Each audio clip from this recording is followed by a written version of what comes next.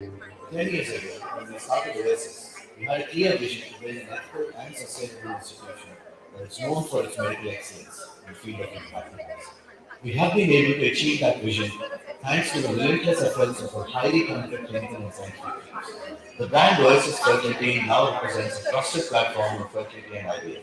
Today, as one of the most respected healthcare institutions in the country, and with 10,000 plus happy families, we are at the forefront of clinical excellence and patient outcome.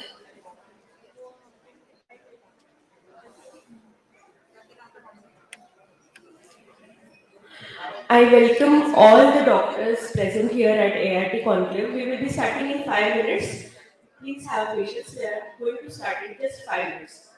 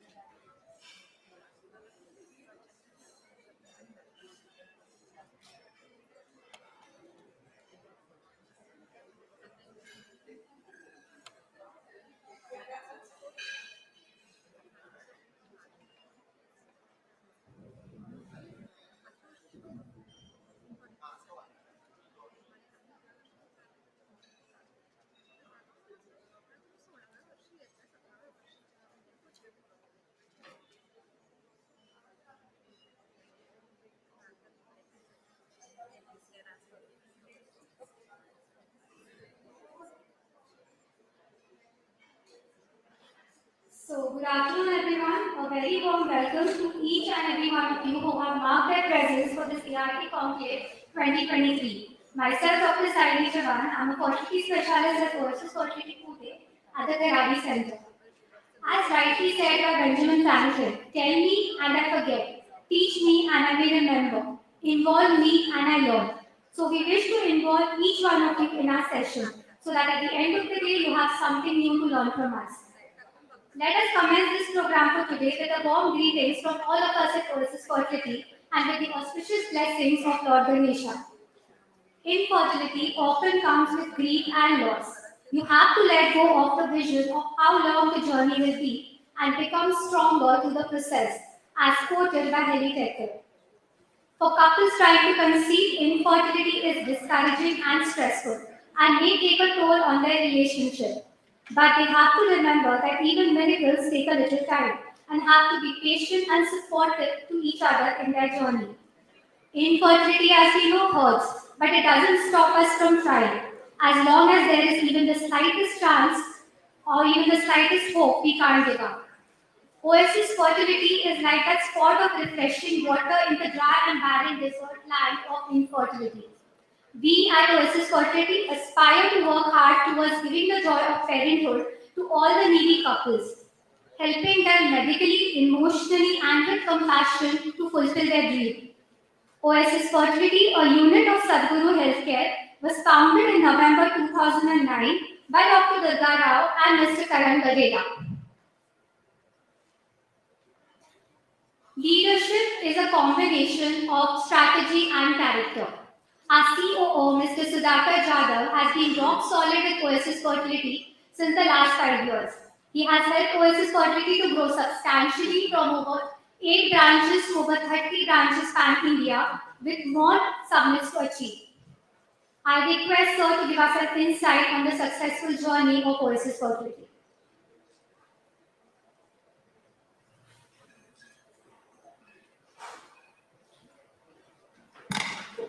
Thank you, Doctor.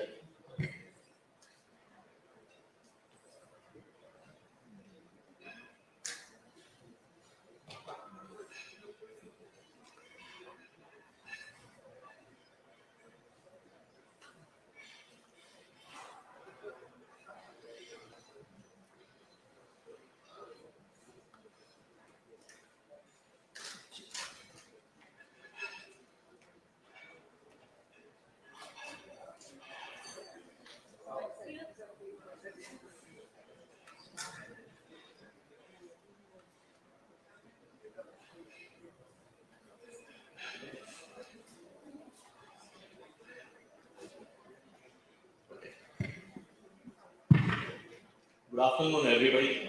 Very warm welcome to this edition of ART Conclave. In fact, this is our second ART Conclave which we are conducting in Pune. First of all, I would like to thanks everybody that leaving your busy schedule. You all have gathered here. It's our privilege to host you. My intention in the next 5 to 7 minutes is basically take you through the entire Oasis Fertility journey. As we speak, we just got into our 14th year of operations. We are still teenagers, I would say, and we have a long way to go. As Dr. Sally mentioned, we are headquartered in Hyderabad, currently operating 32 centers across the country. We are India's third largest fertility chain in the country today. Right? So we are ISO 9000, we are NABH accredited, and we are a QI accredited organization. Right? And the founding members are Dr. Durga Ji Rao and Mr. Kiran Gadela. And in fact, also we have today with us Dr. Krishna, who is going to be he's one of the speakers today. We will be hearing Dr. Krishna speak. Unfortunately, Dr. Durga, she's not well, so she'll be joining us live on Zoom after some time. These are our footprints across the country. This is how we pan all across the country today. Majority of the centers being in Telangana and AP. But I think our next definite footsteps are going to be in Maharashtra because we already have 3 centers in Maharashtra, 2 in Pune, 1 in Nasik. Shortly, we are looking at starting a center in Kolhapur and Nagpur as well. That makes 5, and one more center is being planned in Pune city itself. So probably about 6 to 7 centers by end of this year is what is our plan for Maharashtra. Well, I think awards and achievements has been the way of life at Oasis. This is a recent one where we are being given one of the best brands by ET Healthcare. A lot of laurels. This is basically our ego feed, I would say. I think the most important ethos for our organization is that we are a extremely patient-sensitive and patient-centric organization, and that is what I think everybody, right from our clinicians to all the staff members, believe in. These are the people. The purpose of our existence is fundamentally the childless couple who come to us with a lot of hope. We have been extremely high in terms of patient satisfaction. We have got consistently 5 rating all across the last 14 years. I think for Dr. Durga ma'am, for all our clinicians, including Dr. Krishna, I think our first and foremost aim, we kind of work hard to give the biological child to the childless couple. I think that's where our donor cycles are pretty on the lower side, and our cell cycles are extremely high. And we're not in a rat race to kind of be a number 1 or a number 2 player. Our intention is to become the most respected player in the entire IVF space. And that is what is our major aim. These are our 5 core values. We call it as 5 C's: being compassionate towards patients, being competent enough to treat the patients. We have customized treatment. That means not the treatments are not basically one size fit all kind of a thing. It is all customized, extremely confidential when it comes to the patient treatments. And with our electronic witnessing system in place, we can proudly tell that we are extremely careful, and there are absolutely no mix-up or no errors which happens in our lab. Right? And for us, I think credibility is the most important thing. I mean, after credibility, the commerce actually follows in the system. We have been leading the IVF space. Till date, we have done more than 30,000 IVFs, 40,000 IUIs. We have treated more than 85,000 happy families so far, and our success rates have been well beyond the global standards.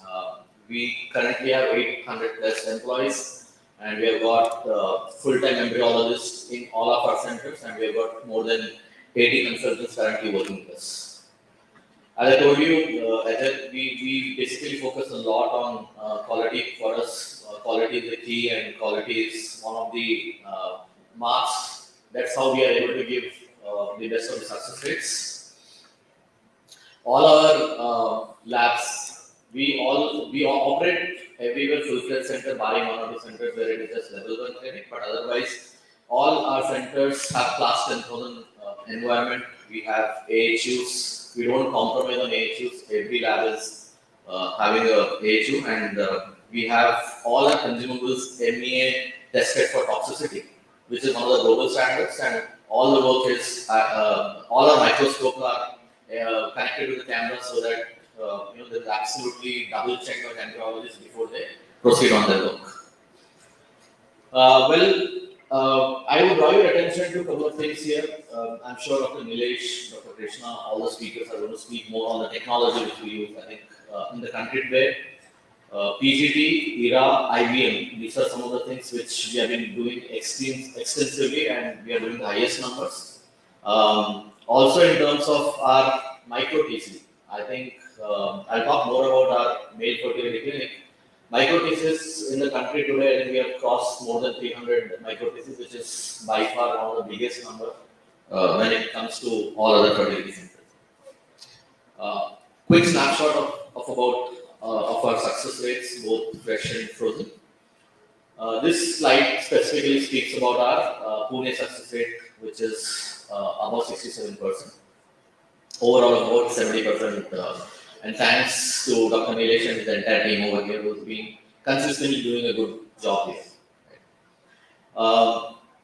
I think these are some of the techniques which help us to kind of get to those kind of success rates. I'm sure there are a lot of gynecologists sitting in the organization. One of the ethos is that we don't do any OBG or we don't do any gynae work. When the patient comes to us, we purely do fertility. Once the patient conceives, we make sure that the patient goes back to the doctor back, because our fundamental focus is on fertility. I think we just breathe fertility, we don't do anything beyond fertility. So this is the slide which explains that. Quickly talking about smart suit, we have a very intelligent software system in the Oasis Fertility system. Right from the first phone call till the patient actually delivers the baby, there is a continuous tracking of the entire patient journey, and which is seamlessly captured in Artis. Right? At any given point of time, any one of our clinicians can actually look into what's exactly happening with the patient, and we're happy to give this kind of inputs to all the gynecologists if they are actually referring the patients. They'll also be able to see as to what is the level of treatment, and that's the kind of transparency which we would like to bring into our Artis system. This is a very new initiative, yet to be launched in Pune. We have launched this in Hyderabad and Bangalore. This is called FertiCheck. So what happens is our phlebotomist would actually go to the patient's home, and within 30 minutes, in the privacy of the home, the semen analysis is done and the report is given then and there to the patient. A lot of males, they generally kind of tend to take back seat when it comes to coming to a lab and then give a semen analysis or semen sample. So this is where we made it very, very easy. And in fact, in the last 3 months, our numbers have been growing. And we will be happy to bring this to Pune. This is one of our new initiatives. This is called Ask Oasis. So we have collaborated with ChatGPT. Fundamentally, this is again an AI platform where it's like a Google of IVF space. So you can ask any question, this would answer. So this is also kind of live. Anybody can test this out. Last but not the least, wanted to draw your attention to some of the good work which we do. We believe in giving back to the society. We run this corporate social responsibility called Amulya, where we treat patients free of cost. I would request if you have any deserving patient, be it a maid, be it an auto driver, or be it your driver who is not able to afford and they are childless. So you please refer them to Nilesh sir. We'll be happy to do a free IVF cost to these needy patients. So this is all about Amulya. Academics is something again heart and soul for us. A majority portion of our time actually goes in training the doctors. We have fellowship programs running in Pune as well, where Dr. Nilesh is mentoring. Every year we have a couple of students here in Pune, and all across the country we are currently having about 18 to 20 fellows who are getting passed out. And we also have 2 DNB seats in Hyderabad. If you need any details, please reach out to one of our the staff over here. We'll be happy to give you those details. Well, these are all snapshots of all the eminent speakers who are going to speak today. With this, I would hand over back to Dr. Ali. Thank you so much. Thank you, sir. Our co-founder and medical director, Dr. Durga Rao, is not present today because of some unavoidable circumstances. She will be connected with us via the Zoom, and she has sent in her best wishes for all of us. I request our eminent dignitaries to come to the dais for lamp lighting. Dr. Krishna Chaitanya, scientific head and clinical embryologist, Oasis Fertility.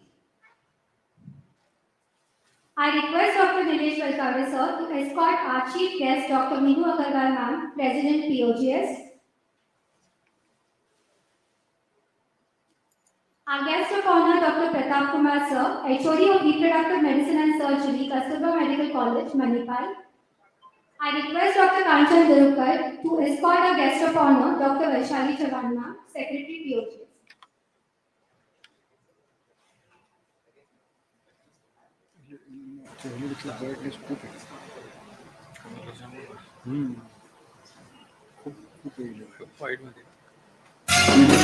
गणनायकाय गणदैवताय गणाध्यक्षाय धीमहि गुणशरीराय गुणमण्डिताय गुणेशानाय धीमहि गुणातीताय गुणाधीशाय गुणप्रविष्टाय धीमहि एकदन्ताय वक्रतुण्डाय गौरीतनयाय धीमहि प्रदेशानाय भालचन्द्राय श्रीगणेशाय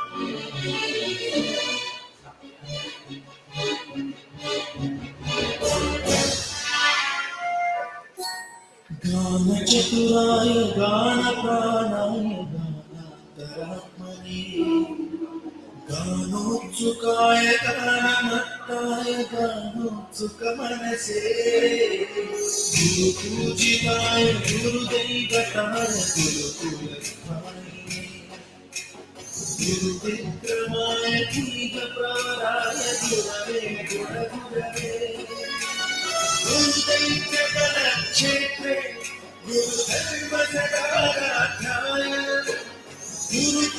गुरुपुत्रपरित्राणे गुरुपाखण्डखण्डकाय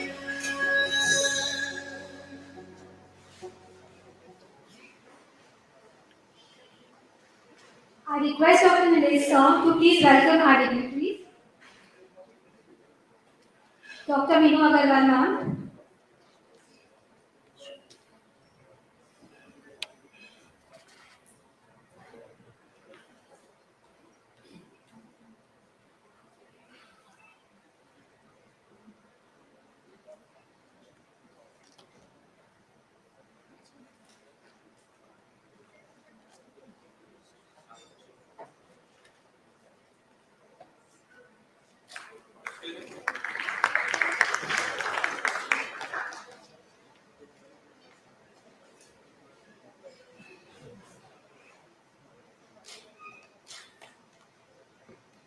Dr. Pratap Kumar sir.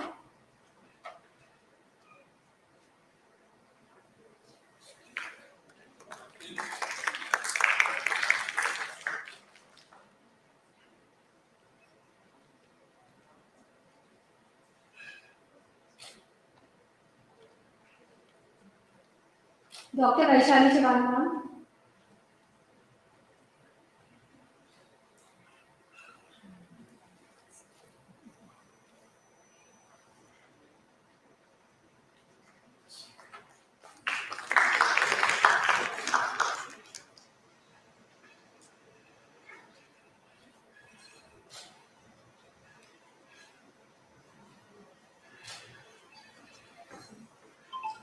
Dr. Krishna Chaitanya sir.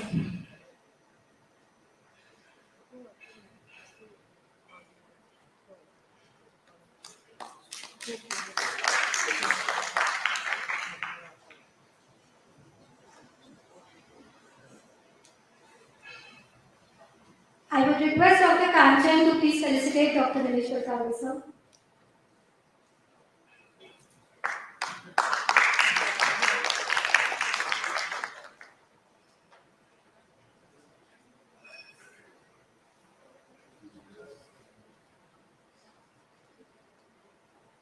Leadership is the capacity to translate vision into reality.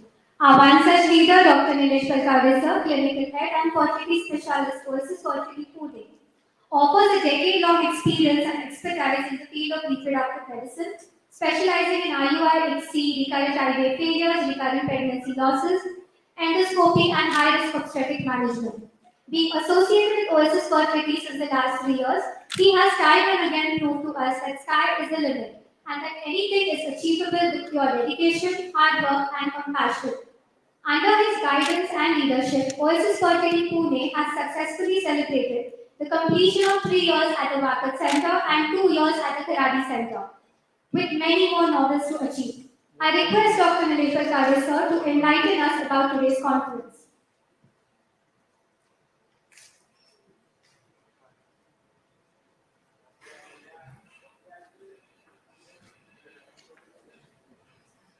या देवी सुयते नित्यं ब्रह्मेंद्र सुरकिन्नरे सामे सदास्तु जिह्वाग्रे Padmahasta Saraswati. So with the blessings of Goddess Saraswati, we have begun this today's session with 3 good workshops in the morning. So that I want to highlight first, and I welcome all the dignitaries on the dais. The chief guest for today, Dr. Binu Agarwal Madam, she is herself a renowned fertility specialist and endoscopic surgeon. She is the Secretary General of the IIG. Have you been right now or president? So she is the Secretary General of the International Society of Gynec Endoscopists, and she has got so many laurels to the city of Pune. I was fortunate enough to learn endoscopy with her with a key diploma in endoscopy. We have our guest of honor, Dr. Pratap Kumar sir. He is a teacher of teachers and he is running the MCH courses for reproductive medicine at Manipal Institutes and renowned speaker on the international platform when it comes to infertility. So, can we have a round of applause for both of these dignitaries, Dr. Binu Agarwal Madam and Dr. Pratap Kumar sir? The next guest of honor is, I would say, my friend, philosopher and guide, Dr. Vaishali Chauhan. She is truly guiding me at POGS and Foxy, and wherever possible, she has promoted me and she has helped me in my all endeavors. Thank you, madam, for coming. One of my source of inspiration and guidance is Dr. Krishna Chaitanya. He is the scientific and ecology head when it comes to Oasis or all pan India. And the phenomenal work he is doing is handling 30 centers, and you have already seen the number of IVF cycles we are doing every year. So it's his responsibility to get all those things streamlined, and a bit deviation from our protocols, a bit deviation from our success rate, and he is there after us to see that we are on track. So thank you, Krishna sir, for coming. And I'm missing Dr. Durga Rao here. She is again a mentor at Oasis, and she keeps on guiding and boosting me in my all endeavors. Of course, she has given me all the freedom to work in the space of Pune when it comes to IVF, and both of my centers she has given me full liberty, and I'm thankful to the organization for making me the clinical head for the Maharashtra region. Thanks for that. And I would welcome all of you, all the delegates here, because without you, it would not have been possible to conduct this conference. So at the outset, I would like to thank each one of you. And today's conference, the theme is Art of ART. So we all know that artificial reproductive techniques is an art, and it's not just a science. We need that empathy, we need that personal approach towards each patient. One shoe will not fit all. That's why every patient, our approach should be different. In a given circumstances, if a single patient has maybe any disorder like PCO, the same treatment won't be applicable for that patient which has worked for the other patient. So we have to have a personalized, individualized protocol, and that is how we at Oasis function. So we call it the art of ART. And the second thing is a novel initiative we are going to launch today. We already have launched it in the press conference, but in front of you is reproduce. Now this reproduce word has got two meanings. One is the knowledge sharing which we are going to have here since morning we had. And this reproduction of this knowledge in your practice is very, very important. So reproduce the knowledge to help couples reproduce is what is the initiative we have launched this time, and please all of you bless us with that initiative. We also have a web-based platform where you can ask you queries. You can have a patient-based questionnaire also, so you can put in your queries there on that web-based platform and we can answer that. Of course, we are available on social media handles like WhatsApp and other handles where you can personally approach us, but the website which we have launched also includes the reproduce as one of the things.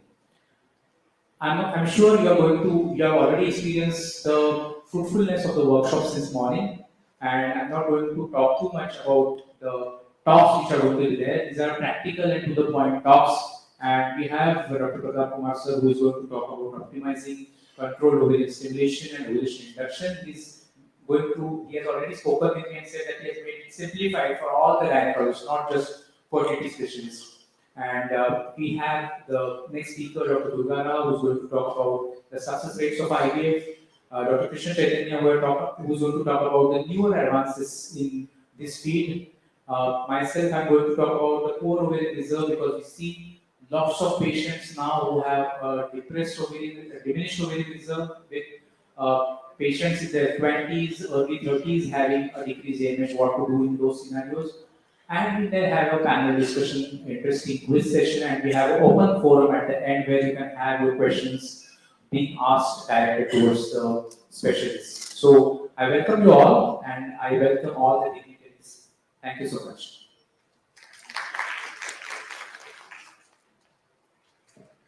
Thank you, sir. Dr. Durga Rao ma'am is not present with us because of her health. We are really missing her. As rightly said by Maya Angelou, do the best you can until you know better. Then when you know better, do better. For that one woman who always urges us to do better than the best. Our mentor guide, a true inspiration to all of us, our co-founder and medical director, Dr. Durga Rao ma'am. She's a specialist in reproductive medicine and minimally invasive surgery. She is responsible for bringing the most advanced ART treatment at Oasis for the benefit of our patients. With her experience and competence and personalized approach for every patient of hers, she has rightly earned herself a leading place in this fertility industry. Excellence reflects her dedication, determination, and perseverance. Also present with us today is our scientific head and clinical embryologist, Dr. Krishna Chaitanya sir, offering over 10 years of experience with a variety of collaborative research work in reproductive biology, with expertise in clinical embryology, cryopreservation of gametes and embryos, IVF, embryonic stem cells, and andrology. The influence of a great teacher can never be erased. Our guest of honor, Dr. Pratap Kumar sir, with unmatched expertise in the field of OBGYN, infertility, and endoscopic surgery. He currently holds the position of HOD of Reproductive Medicine and Surgery at Kasturba Medical College, Manipal. We are truly honored to have you with us, sir. An empowered woman is powerful beyond measure and beautiful beyond description. Our guest of honor, Dr. Vaishali Chavan ma'am, Secretary POGS, Director of Obstetrics at Sayadri Super Speciality Hospital, Hadapsar. She has over 20 years of experience and expertise in the field of OBGYN endoscopic surgery. Welcome, ma'am. A strong woman knows she has strength enough for the journey, but a woman of strength knows it is the journey where she will become strong. Another woman of strength, our chief guest, Dr. Meenu Agarwal ma'am, President POGS, elected board member of International Society of Gynecological Endoscopists. She is a leading endoscopic surgeon and infertility specialist with over 30 years of unmatched experience. Welcome, ma'am. I request Dr. Meenu Agarwal ma'am to share a few thoughts with us.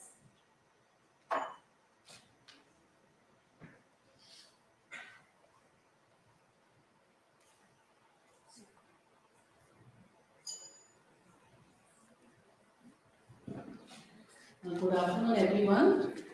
Thank you, Dr. Saidi, for this kind words and kind introduction. Uh, my distinguished guests over here, Dr. Pratap Kumar sir. I think teacher of teachers, some people like their teacher, some people love their teacher, some people, adore their teacher, but he's like God to his students. So I have met few of his students who think that he's beyond God for them. So I think first a big round of applause for Dr. Pratap Kumar over here.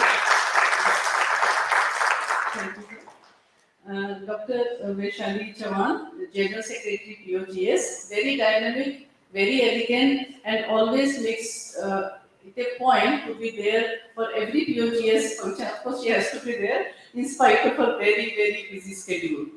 Dr. Krishna Chaitanya, very welcome to Pune. Very nice to have you over here. And I knew Oasis is doing great work. Durga is a good friend of mine. But I really did not know that you have so many centers all over India till now, till today's your speech. And you are actually indeed doing a great work. Nilesh Kanchan, I know very, very, very sincere, very dedicated IVF specialist from your center in Oasis in Pune.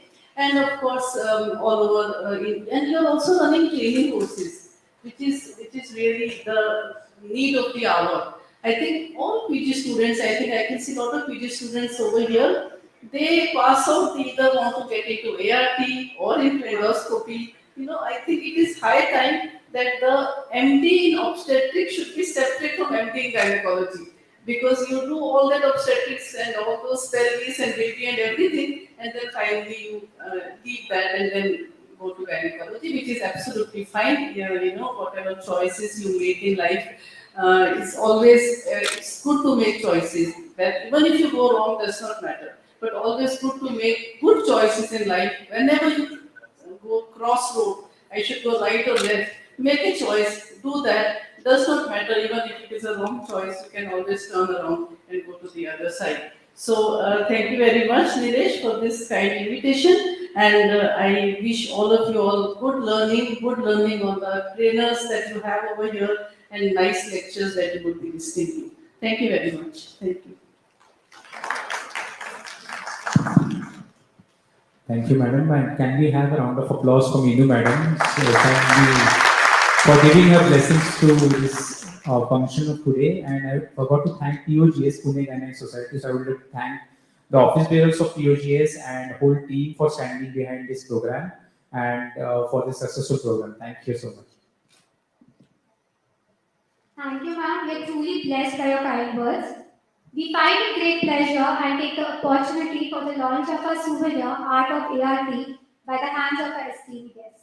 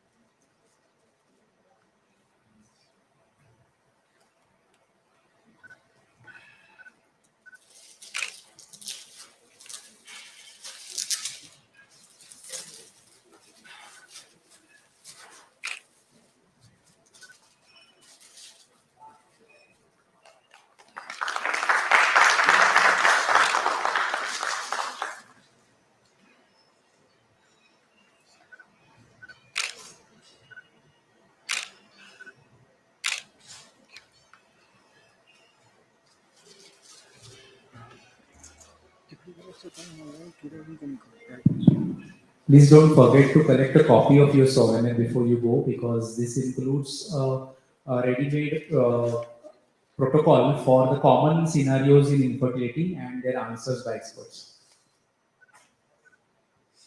So thank you to all the dignitaries. I request all of you to kindly settle in the audience as we will shortly begin our academic sessions.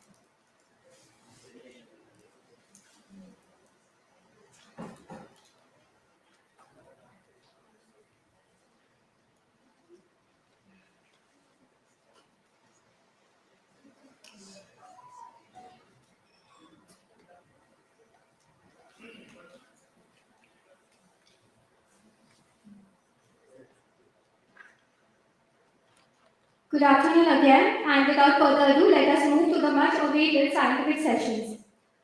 I would love to call on stage our chairpersons for the next session, Dr. Minu Agarwal ma'am,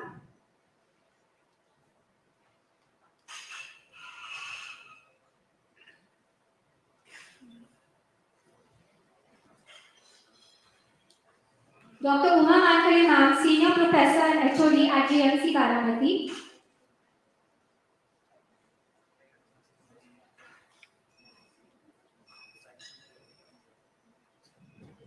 Dr. Meenakshi Deshpande ma'am, President IMA.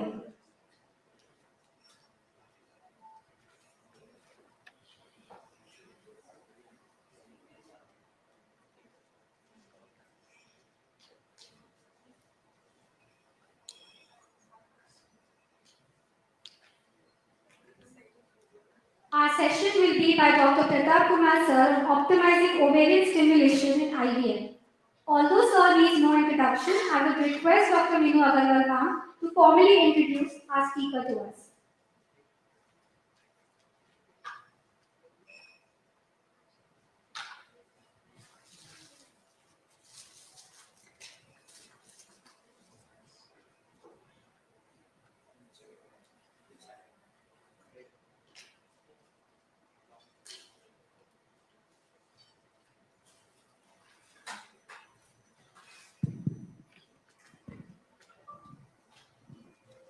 Good afternoon, sir.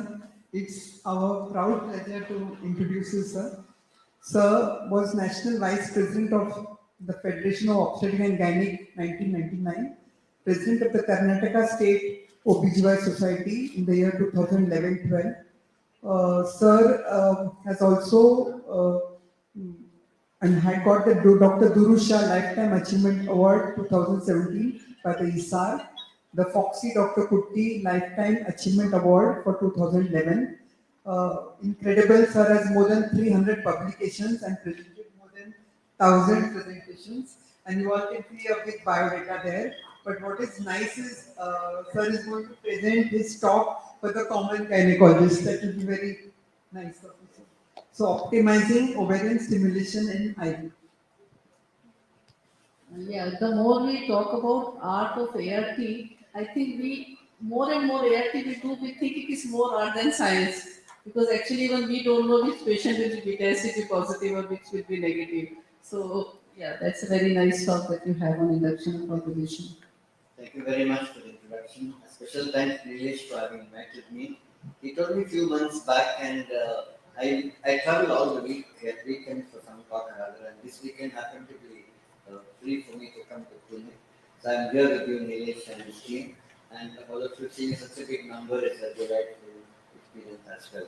So, President of Society, Secretary, all coming here today, and it's a great pleasure. Yeah. I will take you through basics of ovulation and what we do as a gynecologist and of course a fertility expert. I'm not going to talk much about IVF because we are not doing IVF at the moment right now. So I bring greetings from Karnataka State, from Manipal University, and that is where we come from, very close to Pune, not too close but not too far either. That's our university building with 4 floors of library for students and 4 floors of administrative wing on this Manipal campus.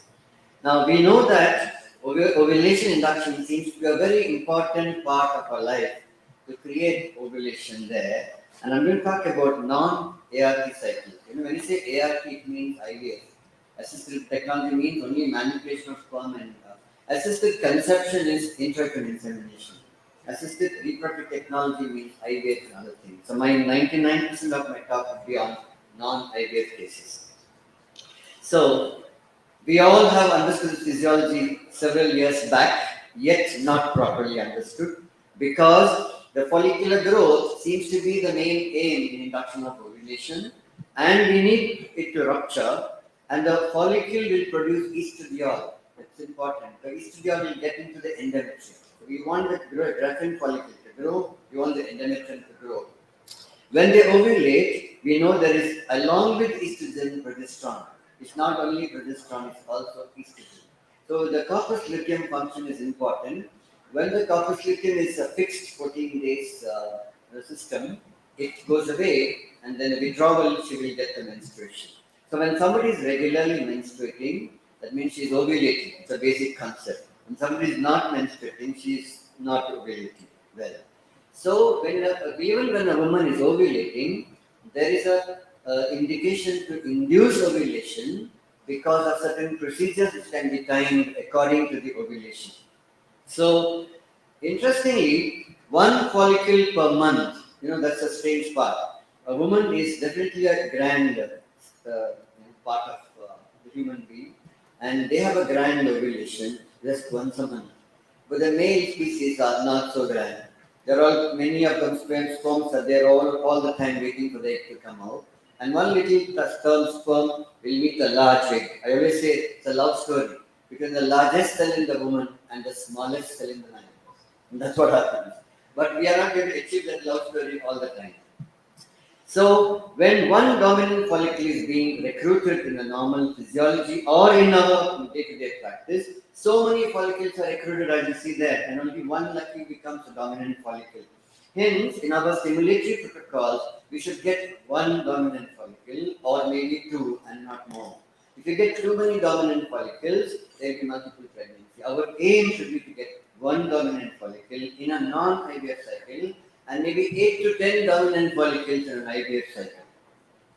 Now the FSH, I put a little small LH there. That means FSH, LH are friends, but the dominant friend should be FSH and the non-dominant friend must be LH. Certain types of PCOS will find both are dominant and the little one becomes more dominant. So LH is too much in PCOS, that is not good. The less dominant one must remain less dominant. So when you find in a PCOS, there will be definitely high LH. You can't start induction of ovulation without making it less dominant. So what we do is, in a PCOS, very high AMH, anti-Mullerian hormone is something nice. Anti-Mullerian hormone should be between 1.5 to 3.5 nanogram per ml. That's a normal. If somebody has 8 to 10 reserve eggs, she'll have that kind of AMH. Somebody has not much of a reserve, she'll have less than 1.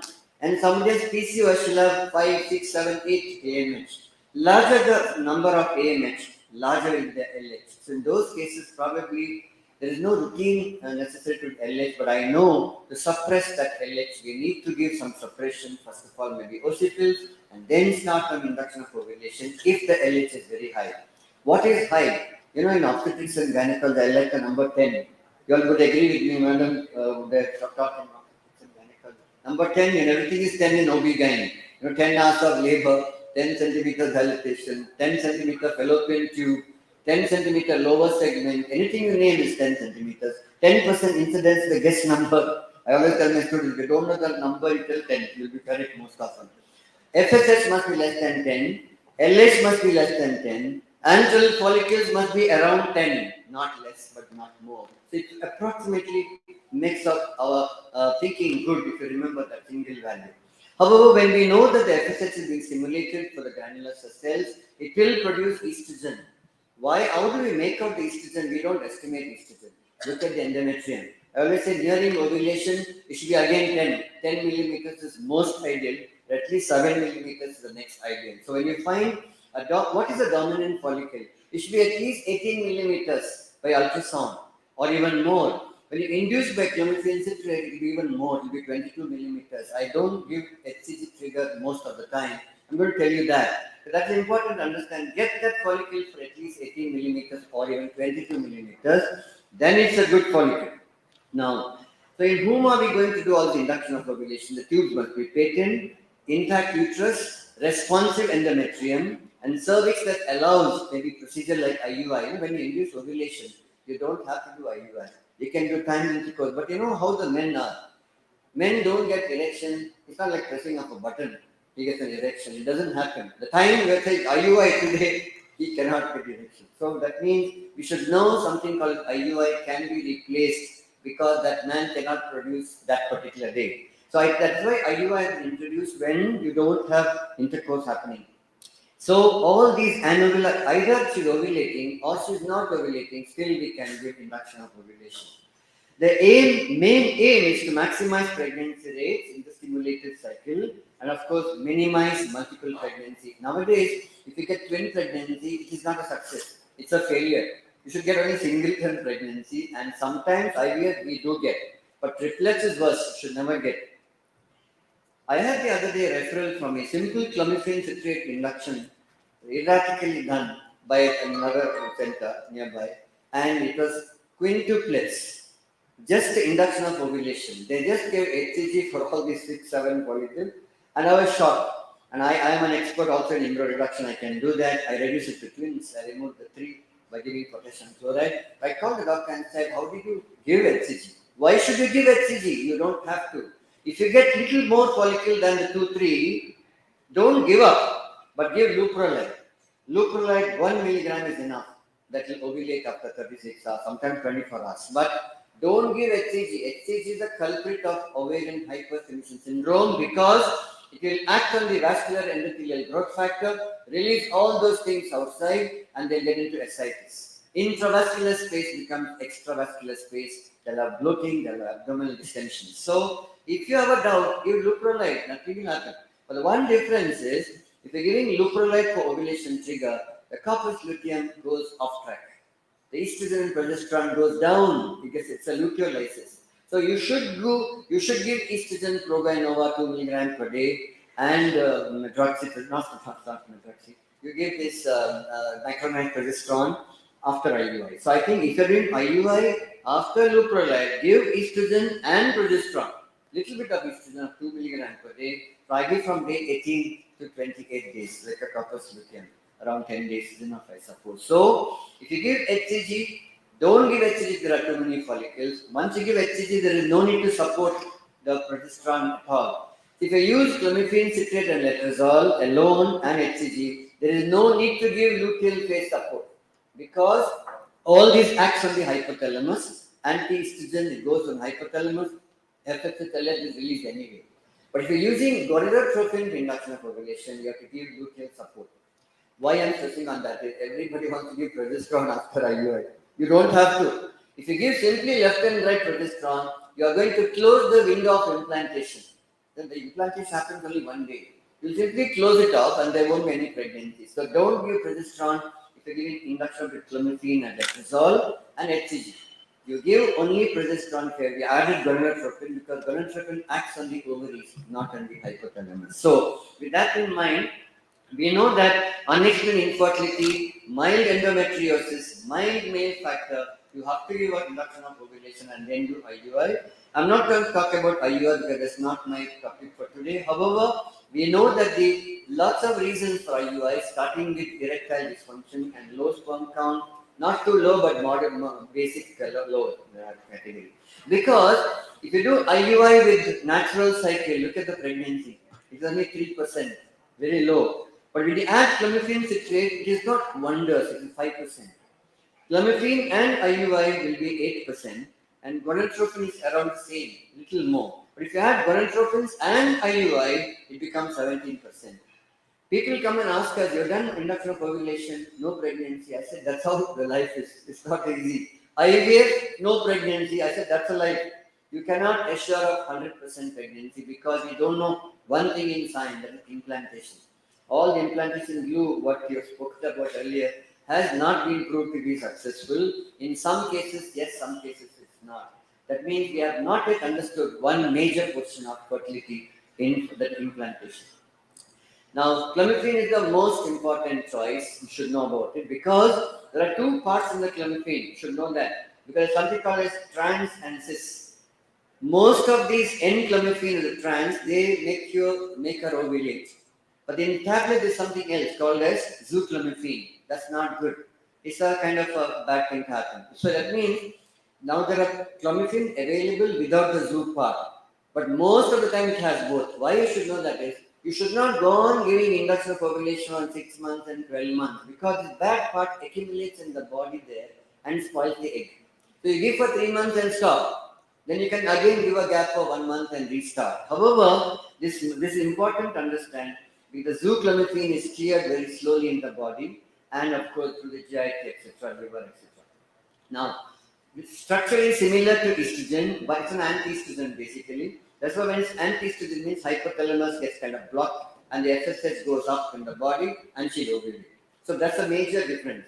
Now, basically, clomiphene citrate emergence of dominant follicle increases estrogen, that's what we want in clinical practice, triggers the mid-cycle LH surge on its own sometime, or you give HCG and there's ovulation. So the N-clomiphene part is an important issue, as I said. There is no anti-estrogenic effect basically in the mid-cycle and in the luteal phase. How do we give that? We start with 50 milligram in a thin build patient, maybe 100 milligram in a little bigger build patient. You just give 5 days, second day to fifth day, as everybody knows that. But don't call them by 7, 8 days. Call them only around 12th or 14th day, because the 14 days is important. If you call on 10 days and 11 days, they're going to unnecessary interfere with gonadotrophins and so on. Just wait. If she doesn't ovulate, next time you can change the plan. I call them on day 14, not even 12.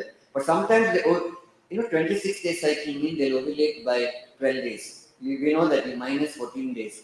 In those cases, I call them on day 12, otherwise just day 14. And you expect an 18 millimeter follicle, and then you can either wait for ovulation or you can give trigger of 5,000 international units and do IUI. IUI is done after 36 hours, usually, and not one day later, but 36 hours will be there. You can increase the dosage to 150 milligram and so on, but never go more than 6. I don't even give 6 times, I only give 4 times, 4 months, and then stop it. Because 6 months will be too much, but never in the whole lifespan of it should not be more than 12 times. So the trigger, American Society of Reproductive Medicine has said the pregnancy chances are best after IUI or timed intercourse following confirmed LH surge. On their own, LH surge can come up, and that's the best. If they don't, of course, ovulation trigger is best reserved when LH monitoring is unavailable or, of course, unreliable. No LH surge on day 18 or a follicle over 20 millimeters, you have not found the LH surge. You have urinary kits also. You can do the LH kit. The 2 lines comes up means LH surge, it's like urinary pregnancy test. Take the urine drop and put it there. If you get 2 lines in the urine there, that means LH surge occurred now. So you can call them for IUI or maybe have time intercourse tomorrow and day after tomorrow. That's how it is. So ovulation triggered by HCG, no conclusive evidence is recommended by most of the people. Like Cochrane studies, my good friend, of course, Mohan Kamath and George from Vellore have published this data. There is no conclusive evidence. Use of other ovulation triggers has not been properly evaluated yet, the leuprolide what I mentioned. So, there is insufficient evidence to determine whether there is any difference in safety or effectiveness between different methods of synchronization of ovulation and insemination. As always, more research is necessary. Timing of IUI after LH surge detection is as good as IUI after ovulation trigger if reliable LH kits are available, as I mentioned just now. Now, when somebody has a resistance, means she is not showing the good follicles. It may be PCOS. Then you change out to letrozole. Letrozole is the first choice in PCOS and not clomiphene citrate. However, you can add metformin 500 milligram 3 times in PCOS. And of course, you can also add gonadotropin. How do we add? As a gynecologist, you know, you don't give too much of it. You give 5 days of these tablets and give 3 days of gonadotropin. That's enough. Day 2, 3, 4, 5, 6 is tablet. 7, 8, 9, that's enough. Or day 7 and 9, only 2 days. You'll get good follicles because I believe in reducing the cost for my patients, and you can't go on making them spend every day gonadotropin. It's like doing IVF. So I just give day 7, day 8, day 9, or day 7. How much? 75. 75 internal units per day, only 2 doses, 7 and 9. You get very good follicles, you'll get good endometrium, you get success as well. So letrozole and tamoxifen I don't use. Letrozole we use. So failure to conceive is called as clomiphene failure. So resistance is different from failure. However, we know 80% of them ovulate, 40% conceive within 6 cycles, 10% conceive, once again 10% per cycle, and no increase in ectopic pregnancy because they have been given some clomiphene citrate. However, there are some adverse effects. You should know that point. Hot flashes like a menopausal symptom because anti-estrogen, they come with pretty sweating and all that. I had a patient, she didn't come to me, she had a little bit of blur in her vision. She went to ophthalmology department. Then we have that on the computer, you can see where all they're gone, EMR we have. I said, why did you go to ophthalmology? No, sir, I'm not able to see. I said, that's because of the tablet I've given you. So, clomiphene citrate can cause blurring of vision, double vision, and so many problems. That is why if they have an ophthalmological problem, don't give clomiphene citrate. If they have complained, please stop it. If it doesn't subside down, then you refer to ophthalmologist. You know, optic atrophy is a very rare problem. Breast tenderness, discomfort, nausea as like any other drug. So it can also have a deleterious effect on the endometrium. I always say 10 millimeters. We never get 10 millimeters in ovulations, at least 7, if not 8. 8 is good. But sometimes 5 or 6 millimeter means your drug is not having a deleterious effect. You can't give again clomiphene. You have to give letrozole in the next cycle so that the follicles are good, endometrium is good. So adverse effects are also same, multiple births, no increase in congenital abnormalities, increased risk of spontaneous abortion compared to spontaneous pregnancy a little bit, of course, mild OHSS, ovarian hyperstimulation syndrome. Now letrozole, those off-label but now is allowed in the country to use it. It's an aromatase inhibitor. The dose is 2.5 milligram once a day or even twice a day, same 5 days from day 2. Now, approved in 1997, it's a non-steroidal oral aromatase inhibitor. No negative adverse effect on endometrial thickness as well as cervical mucus and less chance of multiple pregnancies. Of course, theoretical risk of birth defects, but it has been disproved. Now, how does it act? You know, normally what happens is to get estrogen, it should be androgen. Androgen is precursor. So when you give aromatase inhibitor, this gets suppressed. Estrogen gets suppressed. Thereby, there is a loss of negative feedback, increased FSH, and of course, induction of ovulation occurs. Now, the next is gonadotropin. There are many. You know, the long back it started with those nuns in their nunnery. All the Europe nuns were passing urine and they were collecting in the bottle, going to the company. They were extracting gonadotropin. So that means that urine had FSH and LH and impurities. That's just called as human menopausal gonadotropin. Not all nuns. Only the menopausal nuns are doing that. So this menopausal urine has impurities. HMG, which is the cheapest, will have impurities, but I think it's good. If all these ultimately work very well. If you have a PCO patient, you may not use that. I still use HMG sometimes, but you can do pure FSH. A little more costly, and the costliest and the fashion is recombinant FSH. Richer the class, I'll say take the fashionable drug. This is expensive, but you can afford it. So the best would be recombinant FSH, but I think all three are equally good because we can't put down any drug because they've all come from ages, getting purified. So you should understand that when you use HMG, it has FSH and LH. Both are same. If it says 75 IU HMG, it has 75 FSH, 75 LH. So you can't give too much of that in a PCO patient where there's too much of LH already there. So you should know that both subunits are almost similar. The little difference is there. But you have to monitor. You can't monitor. You cannot say take clomiphene for 6 months and come later. Take gonadotropin. You cannot. You should call them for follicular monitoring because the follicular imaging is important. Estradiol we don't do for simple IUI cases, but I will do for IVF cases. Requires ovulation trigger, as I said, and also requires luteal support if you have used gonadotropin. And of course, increased pregnancy rate and higher chance of cancellation as well. Now, HCG is the trigger. You want to break that follicle, you can give any of these non-recombinant or recombinant LH basically.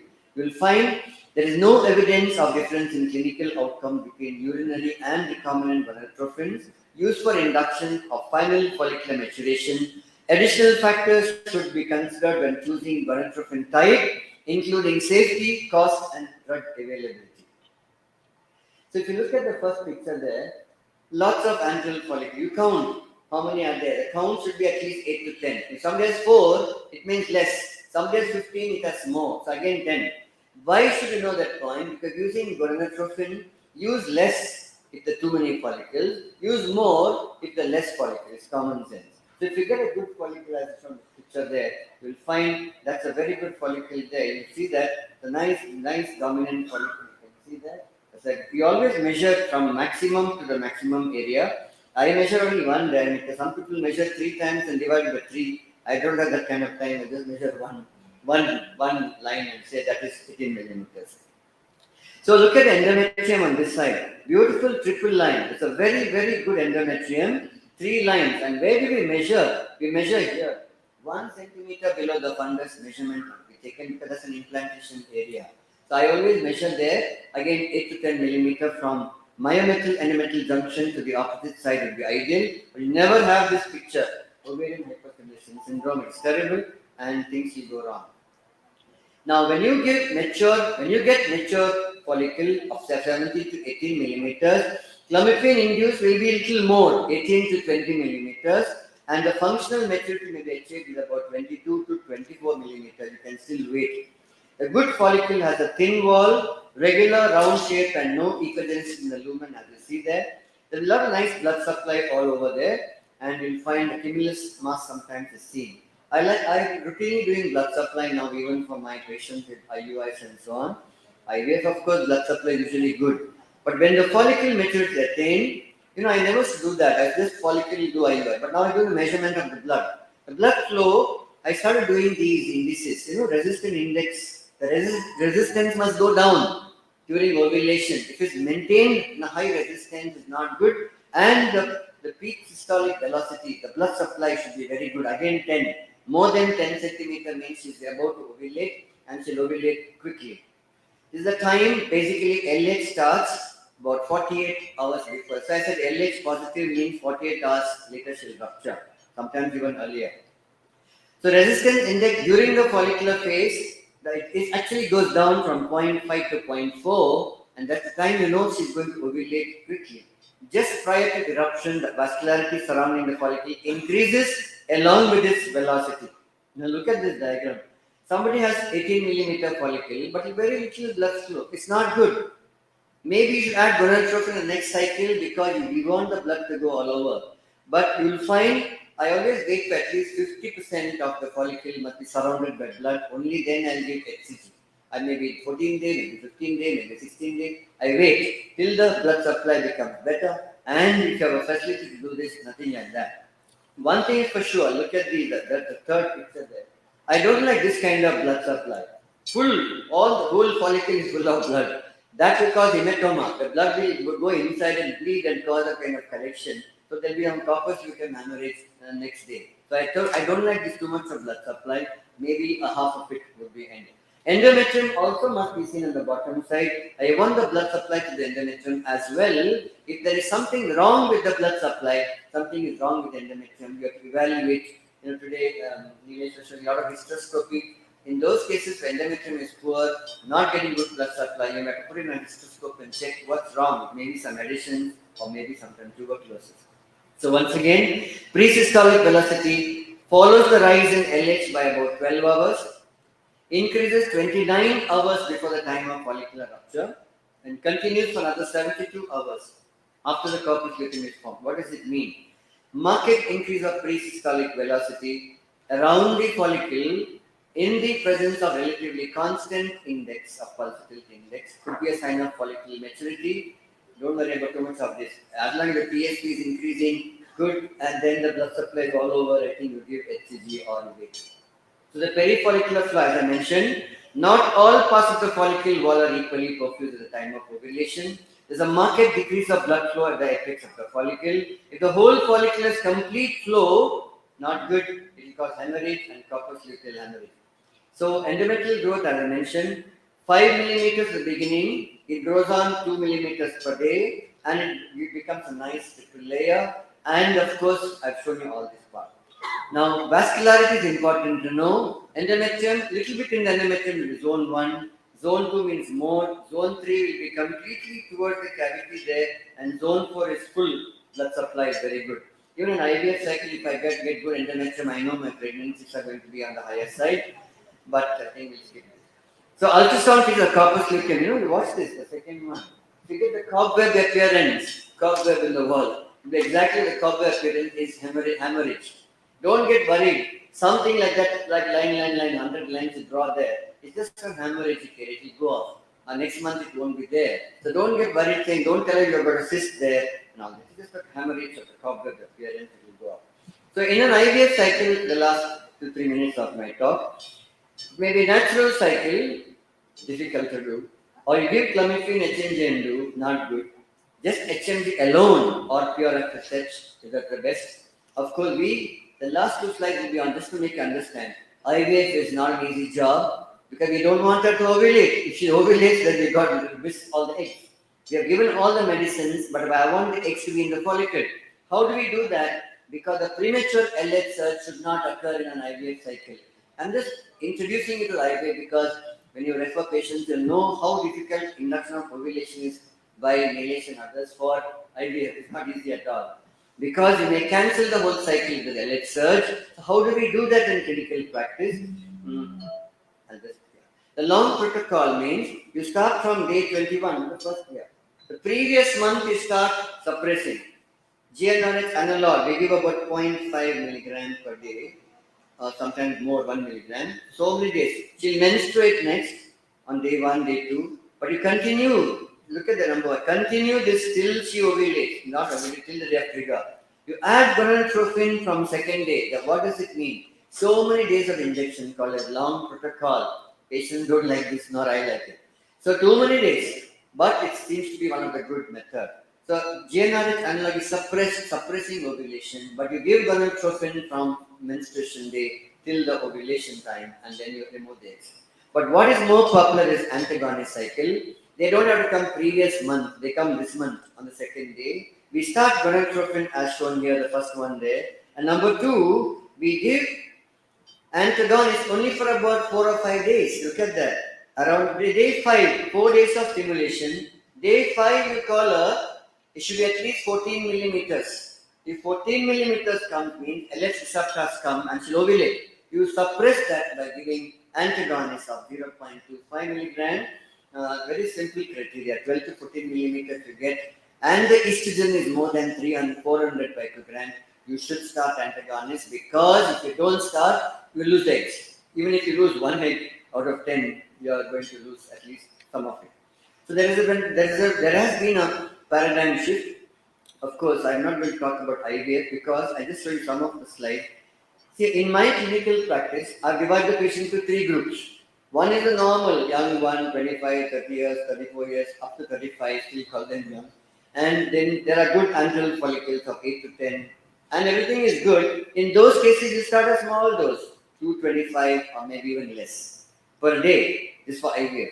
Another group which I don't like is the poor responders. They have only 4 or 5 eggs, and they whatever you do, nothing happens. Few eggs will come. In those cases, you start high dose, 375 to maybe more, 450.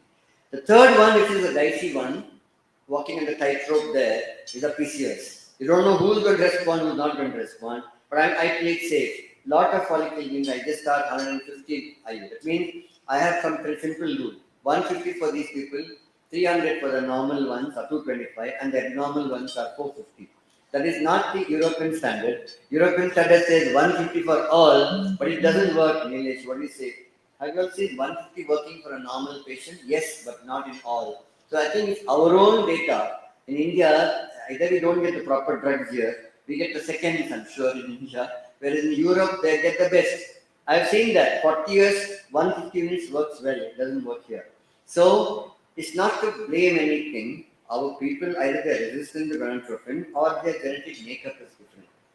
So that's how it is. So the basically, I want to end by saying the present outlook towards controlled simulation is there has been a paradigm shift from aiming of maximum number of oocytes to adequate number of mature, good quality oocytes. That's what we should aim in a simple ovulation induction or, of course, for ART cycle. To summarize, all of us must have the basics of the physiology, understand the medications, very important.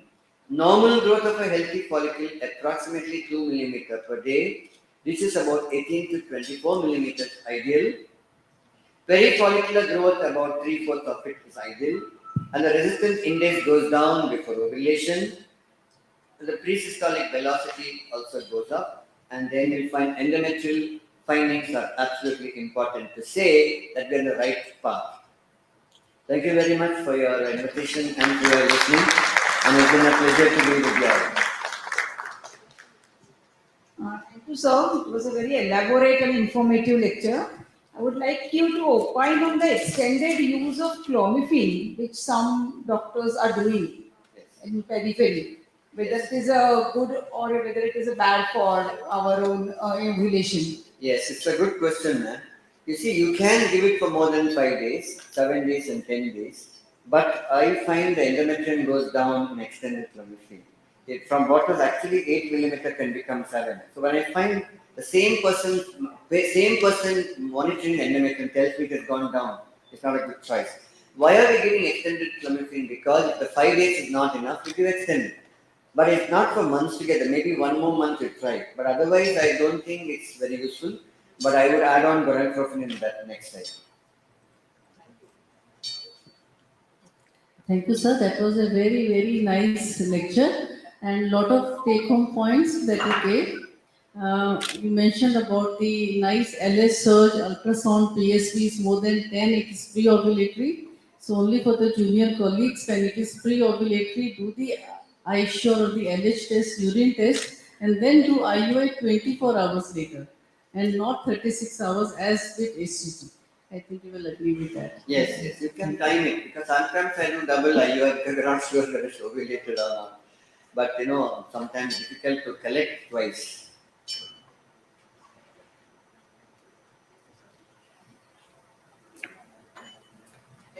Any questions from the audience?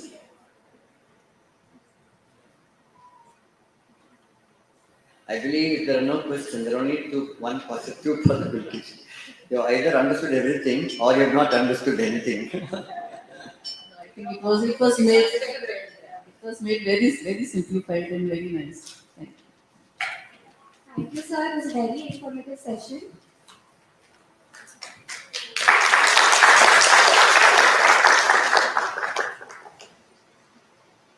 I would request Dr. Nilesh sir to kindly felicitate our chairpersons.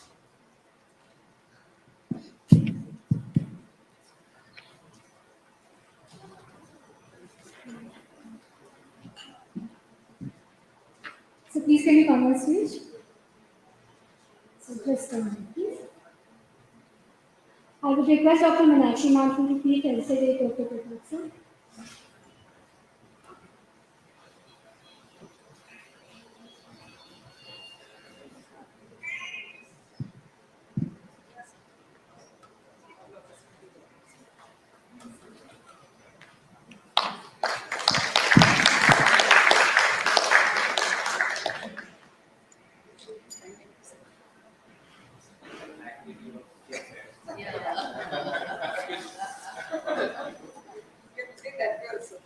It's like a Filmfare award.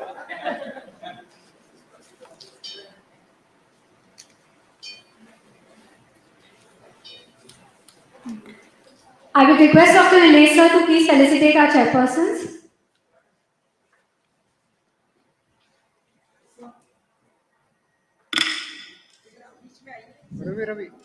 Dr. Meenu Agarwal ma'am.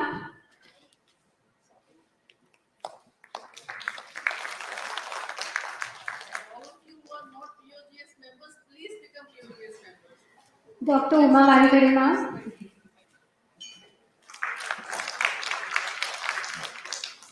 Dr. Meenakshi Deshpande ma'am.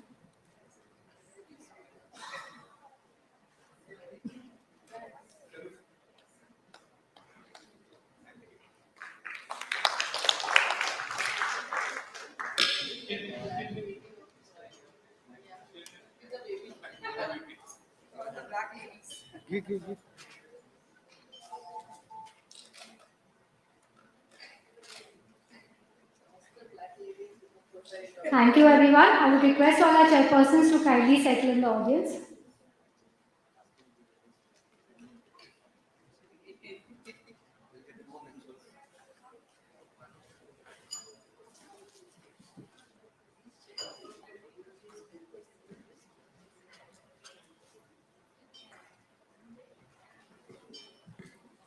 So moving forward with our next session.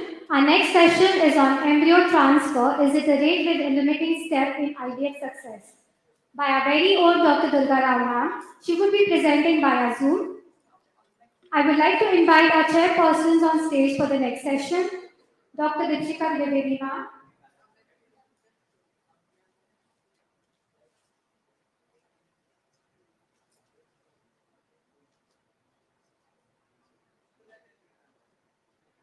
She's a director, Lifetime Hospital, Pune, senior consultant at Ruby Hall Clinic, Hinjawadi, assistant professor at Adesh Institute for Medical and Research Center, Punjab, lecturer of King George Medical College, Lucknow. Please come, Ma.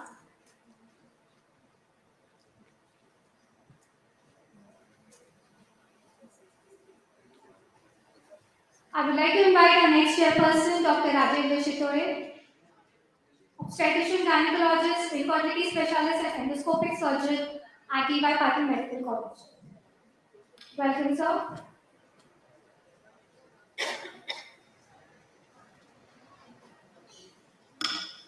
I would request Dr. Dipshika Nivedi ma'am to kindly introduce our next speaker.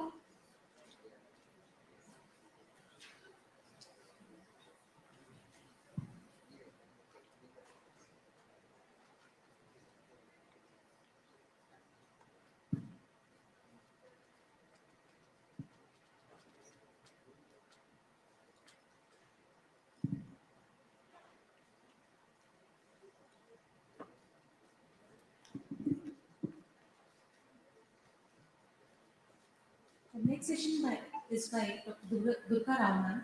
She is a medical director and co-founder of Oasis Fertility. A specialist in reproductive medicine, MIS with overall 26 years of experience. Madam is a pioneer in research and practice of in vitro maturation treatment and fertility preservation from the prestigious McGill University in Canada. She has practiced in UK and Canada, underwent professional training in UK, and has several paper publications to her credit.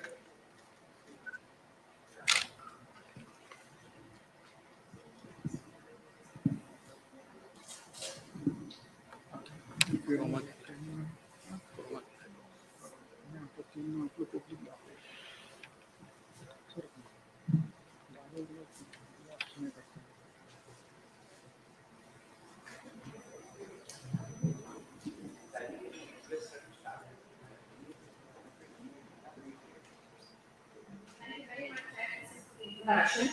And it's my absolute loss that I couldn't be there in person today. And my profuse apologies to Dr. Pratap Kumar.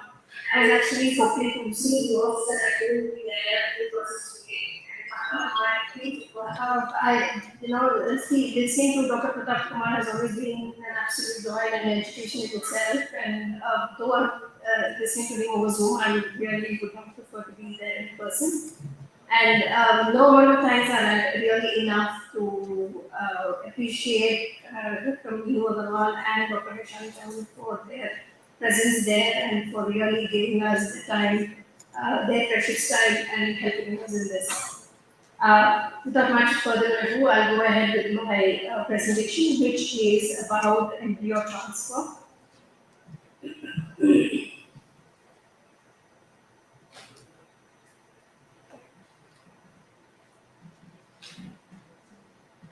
You can see the thank you slide, but I haven't started it, so looking at it from the beginning.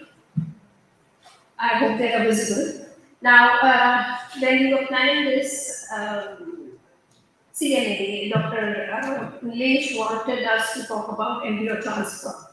And to him, this aspect, which is embryo transfer, is it a very clinical step in IVF? Was a concern that he had in terms of how do we improve success rates all across and how do we empower the clinicians who are staying at the CNA and give them the best tips and tricks in terms of embryo transfer. So when we're talking about live birth rates in IVF, we understand the key main aspects of it, which is the embryo quality, the receptivity of the uterus, and the efficiency of the whole process of embryo transfer. Now, embryo transfer, we understand, is the final and most crucial step of ART. And unfortunately, at this stage, we cannot blame anybody else. We cannot blame the patient, we cannot blame the embryologist, which is just the clinician who's doing the transfer, who is ultimately responsible for it. And a lot of studies have also shown that the technique of ET can actually improve or deter the success rates that we show. And the most important aspect of an embryo transfer is to be as gentle as possible and as atraumatic as possible as well. Now, we've also seen that a poor ET technique may actually account for approximately 1/3 of the failures that we tend to see in assisted reproduction. Now, we've also seen that the kind of embryo transfer that is done, not just with the skill, but whether it was an easy embryo transfer or whether it was a difficult embryo transfer, also makes an impact in terms of the pregnancy rate. So our endeavor as a clinician to do the embryo transfer are the first important aspect that we have to take care of is to see that we make the embryo transfer procedure as easy as possible. And frankly, we do have some time to plan an embryo transfer, which is why we need to take the further precautions. Now, the questions that need to be asked when we're doing an embryo transfer is who is doing it, how are they doing it, and what are the aspects of embryo transfer that we need to take care of. Now, the first question is who. And recently, approximately 3 years ago, there was a huge analysis that was done in terms of almost 20,000 transfers, and they looked at the different physicians who did the transfer, and one thing came across very vividly, and that was the transferring physician actually makes a lot of impact in terms of the ongoing pregnancy rate. Now, other than that, we also have to understand one most important aspect, and this really surprised me, is that a physician who performed worse than the average success rate, even with the number of transfers that they did or the number of years of their practice, did not actually make an improvement in their performance. Which means that when we need to start understanding the best technique of doing an embryo transfer because we can't assume that time is going to improve their performance.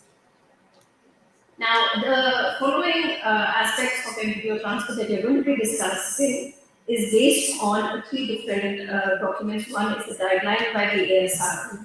Then this was the embryo transfer techniques, which was again ASR document, as well as the latest meta-analysis, which was just last year in November, which gave us all the different aspects of an embryo transfer and the techniques, as well as the addendums that would help in terms of embryo transfer. Now, before we start an embryo transfer, what are the things that we need to take care of? And I would suggest that these 5 aspects have to be taken care of before we do an embryo transfer. That is, a woman when she comes to us with fertility, she is absolutely well and healthy. And this, I think, is a good opportunity for us to ensure that the general health and everything of her is also taken care of. Which means that the pap smear is done and we do not any vaginal infections, do a complete analysis of her pelvis with an ultrasound, and if she's had any kind of a hysteroscopy or any kind of interventions in the past in terms of her uterine intervention, we need to have all of that information as well. And very important that we have the details of a more embryo transfer. Now, an ultrasound evaluation, like we all know, is the most important aspect. For us, for an fertility specialist, an ultrasound is almost like another link for us. It gives us so much information and aids us in ensuring that we provide the optimal, success rates to a patient. That our expertise and our experience with ultrasound is immeasurable. Now, why is ultrasound important for an embryo transfer? Well,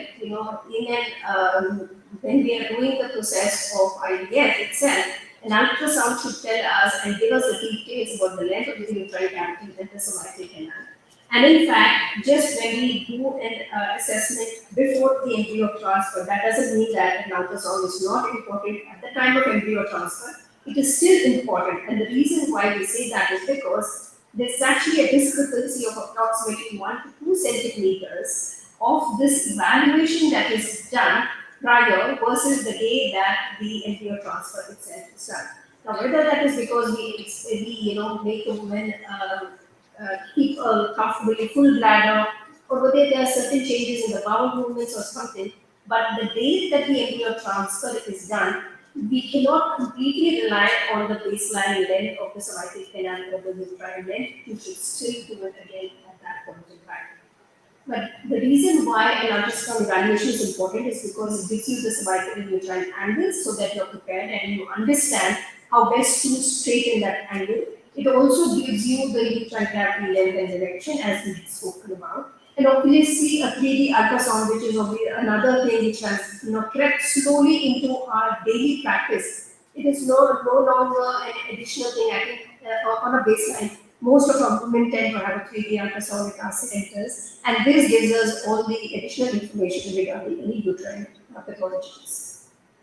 Now, a trial or a mock embryo transfer also is extremely important, and this can be done before the stimulation or during the stimulation as well. But it's very important for us to know because it actually helps in improving your pregnancy rates. What are the things that we should be looking for? The direction of the cervical canal and the direction of the cervix to the uterine cavity, the angulation that is there. Also evaluate the length and also help you in choosing the most appropriate catheter. Now, if the negotiation is going to be very difficult with a smooth catheter, then you will have to consider either using a stilet or even sometimes some rigid catheters. Now, we find it very useful to map the course, and this is what we normally tend to do. So, if anybody is even doing a mock transfer, if that same doctors who are doing the embryo transfer, a pictorial representation like this to understand which way the cervical canal is and which way the uterine cavity is in relation to the cervical canal gives us a great understanding of how to make the negotiation as automatic as possible. There are some people who also use diagrams like this, which gives them an understanding of how the uterus is in relation to the cervix and the angulation as well. Another thing is also to understand whether there is any uterine pathology that can disturb the, the movement of the catheter into the uterine cavity.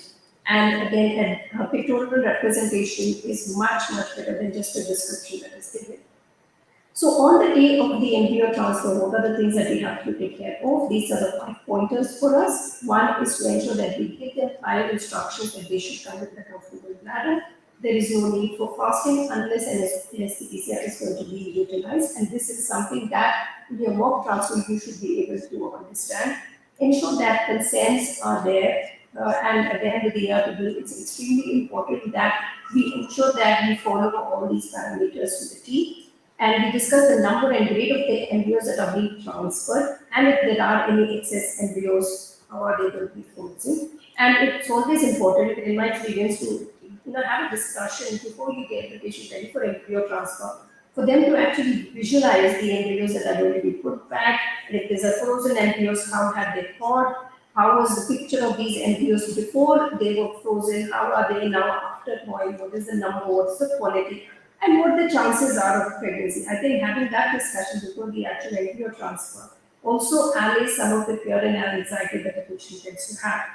And it also gives you the opportunity to discuss various other options that could help in terms of implantation like embryo glue.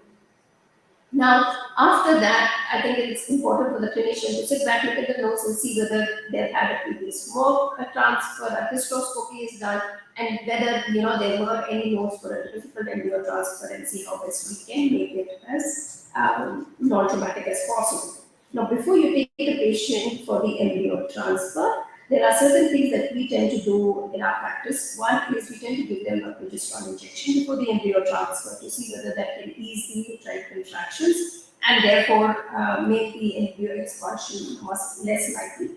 And we also tend to use piroxicam towards the same. We also tend to give them diazepam to just give them a bit of relaxant, and it also works as a muscle relaxant. Propofol anesthesia says, less than 1% of our transfers are done with anesthesia. Most of them tend to have transfers without anesthesia. And procolytics, atosiban. Now, this is something which again has been, debated a lot. Now, in our practice, we tend to use atosiban as a uterine relaxant only if we tend to see uterine movements on scan in the day of embryo transfer.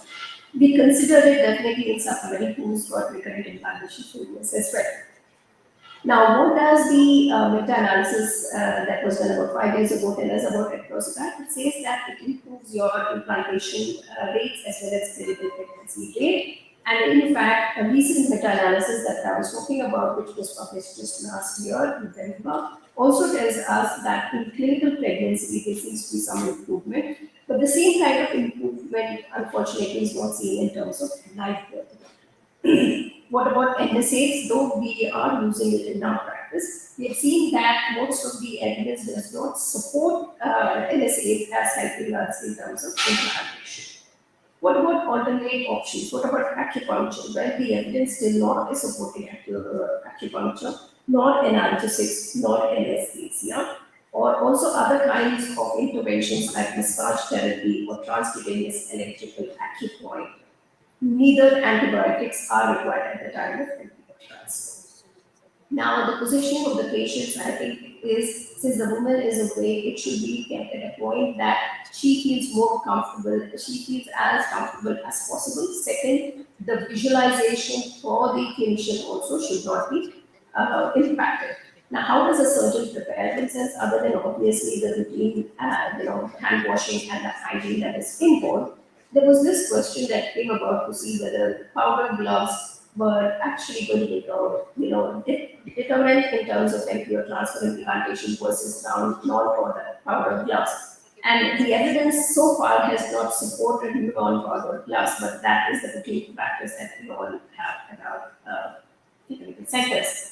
Now, coming to the embryo transfer trolley, it's very important that we keep whatever is required on hand and not rush around looking for things. When a patient is waiting to get, she's on the table and she's waiting to get the embryo transfer.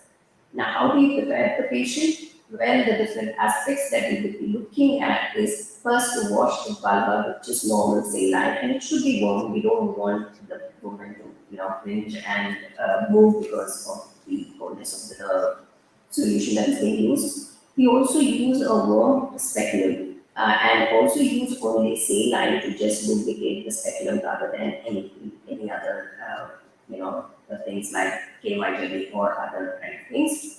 And it's extremely important, and I make this a point to actually build it into the fellows, is that please do not open the blades wider than it's required. What you are really doing and the speculum is doing for you is to actually visualize the cervix. You do not, that is not the time for you to sit and inspect the fornices of the vaginal walls. All of this should have been done before. So the speculum aspect is only for you to visualize the cervix as well as possible. Now you clean the vagina and the cervix with either saline or media. We tend to use more of saline rather than media. And next comes the removal of mucus. And most important, as we are trying to prepare a patient and get the thing ready, you should have your assistant ready with the ultrasound abdominal probe. Now the point is regarding this, and I find this is extremely important to make the whole process of embryo transfer easy, is one, bring the patient down as far as possible on the bed so that when you're moving the speculum, there wouldn't be any interruptions or any obstacles. Use the smallest and the shortest speculum to access the cervix because you don't want the woman to be in pain. It should be as comfortable as an ultrasound scan that is being done, and embryo transfer should not be any more difficult. And the speculum should be positioned in such a way that it minimizes the angle between the cervix and the fronts, and keep the bladder fully up to the top of the cervix. Now, if you can see in the second, diagram, you see that the cervix has been pulled in so much that it is actually separating the vaginal wall. And when you do this, you will lose the advantage of having the speculum exactly in the vaginal fornices so that the cervical uterine angle can be manipulated to your advantage. Now, coming to cervical mucus. It's very important that we remove it. Why? Because if it was embryo retention, it can also, if the mucus is there, even after expelling, because of the mucus, you can drag the embryos back when you're destroying the catheter, and can also be a source of bacterial contamination. For these three reasons, we would suggest that removal of cervical mucus be done. And there are different ways you can do it. You can either use a cotton wig on a wig, or you can use a catheter, you can use an IUI catheter, you can use an ETO, sterilized, embryo catheter, or a syringe, such that you are aspirating the mucus. But it's extremely important that in our zeal to remove the cervical mucus, you are not causing damage, causing bleeding, because that itself can also hamper your implantations. What does the evidence say regarding the cervical mucus cleaning? There's a great deal of evidence which says there is a benefit to removing it. But also, please don't worry when you are removing the catheter and using mucus on the catheter, that doesn't mean that it lowers your pregnancy chances. Now, the catheters that need to be used, I think there is absolutely no equivocalness about this in the sense that only soft catheters should be used, and rigid catheters are only for the difficult embryo transfers, but not for routine embryo transfers. And I think all kinds of evidence points towards that. The three different catheters that we tend to use in our practice is the Navitec, the Cook, and the Wallace. These are, and recently even in kinetics, though it's not been available quite some time now. So these are the catheters, and the reason why we chose these catheters is one, because it is soft, and the second, the inner catheter, which is the soft catheter, the thinner it is, the better it is in terms of causing as less trauma as possible to the endometrium as such. Now coming to the loading of the catheter again, and the placement of the catheters. Now, ultrasound bed embryo transfers, as we have already discussed, is the way forward. The time for clinical touch and understanding and putting the catheter mid cavity, assuming you're in the right place, is no longer advised. Ultrasound should be the way to do it. It gives you accurate and atraumatic positioning of the catheter tip near the fundus, and obviously it is going to make the whole process much easier and cleaner. Now, the disadvantages towards this is you will obviously need a second operator to hold the probe in the abdomen. It takes a longer time for you to execute, and you have to ask the woman to fill your bladder up. And some people cannot hold their bladder if it's reasonably full for long periods of time. And the last thing is we really don't know what effect the ultrasound has on the screen implantation embryo. Now, like I said, there is no debate on this in terms of the fact that ultrasound should be the way forward in terms of doing the embryo transfer. Now, when we're talking about ultrasound, obviously we have the option of transabdominal and transvaginal. Now, in a transvaginal, what should happen is after you clean the vagina and you introduce the speculum, after you introduce the speculum, you will put the outer sheath right as much as possible up to the internal pause. Then you will remove the speculum and you will introduce the vaginal probe.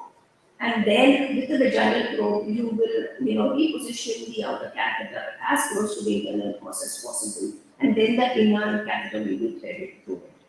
Now, why transvaginal? Transvaginal because it can significantly increase the percentage of your pregnancy, and it also facilitates in terms of difficult transfers. But in routine practice, we tend to use more of abdominal ultrasound to aid us in our transfers, and transvaginal is only when there is a difficulty or we are not able to visualize properly in obese patients. So, by transvaginal enhanced visualization, we don't need a full bladder. There is no need for the vaginal speculum, and cause discomfort to the patient, and confidence and comfort of the patient has also increased. And we also tend to find this slightly better in obese women. Now, what about the precautions that has to be taken when you're putting the catheter into the cervix? Now, these 2 points I think are extremely important, at least for the beginners, is that when you're putting in a catheter, you really don't know with these soft catheters whether it is coiling inside the cervical canal. So it's a very simple test of rotating the catheter by 360 degrees. If it recoils, it means it had coiled inside the cervical canal. But if you're rotating it and if it's still in place, that means you're actually inside the uterine cavity. So please do this when you are in doubt or your visualization on ultrasound is not accurate. Now, catheter loading, which is something which the embryologists help us in doing, there are 2 different ways of doing it. One is a direct transfer, which means that they come with the outer and the inner sheath loaded with the embryo and your transfer is to be done. Or we do the after loading, in which the outer sheath is kept till the internal os, and then the catheter comes once we are in place with the loaded embryos in the inner catheter. And this is something that we universally follow because we don't want to end up fiddling with a loaded embryo catheter if your course of the cervical canal is going to be difficult. Now, when we're talking also about the loading technique, we tend to use the 3-drop technique, which means that the embryo with the media is actually buffered by hair gaps. Now, why is that important? It helps because it decreases the chances of the embryo retention when they're doing a transfer itself. And it also, sort of protects the embryo from the mucus that it could encounter during its passage. Now, there was also the amount of the fluid in the embryo transfer catheter which can impact. And when they really looked at literature, they found that if your volume is more than 50 or 60 ml, there's a possibility of expansion because there's so much fluid that is being inserted into the cavity. But if it is less than 10, there's also a possibility that it can lead to miscarriages or other issues. And therefore, the ideal volume that is suggested is anywhere from 20 to 30 up to 40 microliters. Now, what about the placement of the catheter tip? I think there has been so much research being done here in this aspect, and conclusions have already come out to say that you have to keep your catheter at least approximately 1 to 2 centimeters from the fundus to aid and give you the best impact in terms of pregnancy rates. And all of this evidence is clearly. There's also evidence to say that immediate withdrawal does not decrease the pregnancy rate. Because initially, what we used to do is we used to put the catheter, inject it, and wait for a minute or so while everybody is getting fidgety, including your patient, and then slowly withdraw. But now, immediate withdrawal has not shown to impact your pregnancy rates. And also important for you to understand that though you're cleaning the mucus, sometimes, if it's very higher up in the cervical canal, and when you're drawing the catheter out, you see some mucus on the catheter, please don't be worried because it hasn't shown to lower your pregnancy rates. Now, this distance is the most important thing, that is 1 to 2 centimeters from the fundus. And that's how you should be placing your catheter. And as you can see in this diagram, what's important is the tip of the catheter to the fundus, and that distance should be at least between 1 to 2 centimeters. Now, what about retained embryos? Well, there's only one technique for retained embryos, and that is to transfer them as soon as you can. And don't get again worried or worry your patient because they have not, when the embryos are transferred immediately, it has not shown to compromise your pregnancy chances. But how do we avoid it? Well, we can avoid it by keeping the pressure on the plunger when you're injecting it as steady as possible and as firm as possible. And when you're withdrawing your catheter, please don't use jerky movements. Please do it very, very slowly so that you are not with the negative pressure drawing the embryos back again.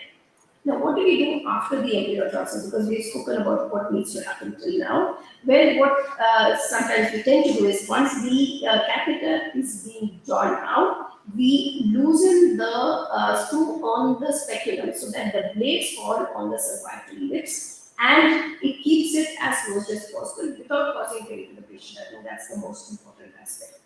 What about bed rest? Well, there's enough.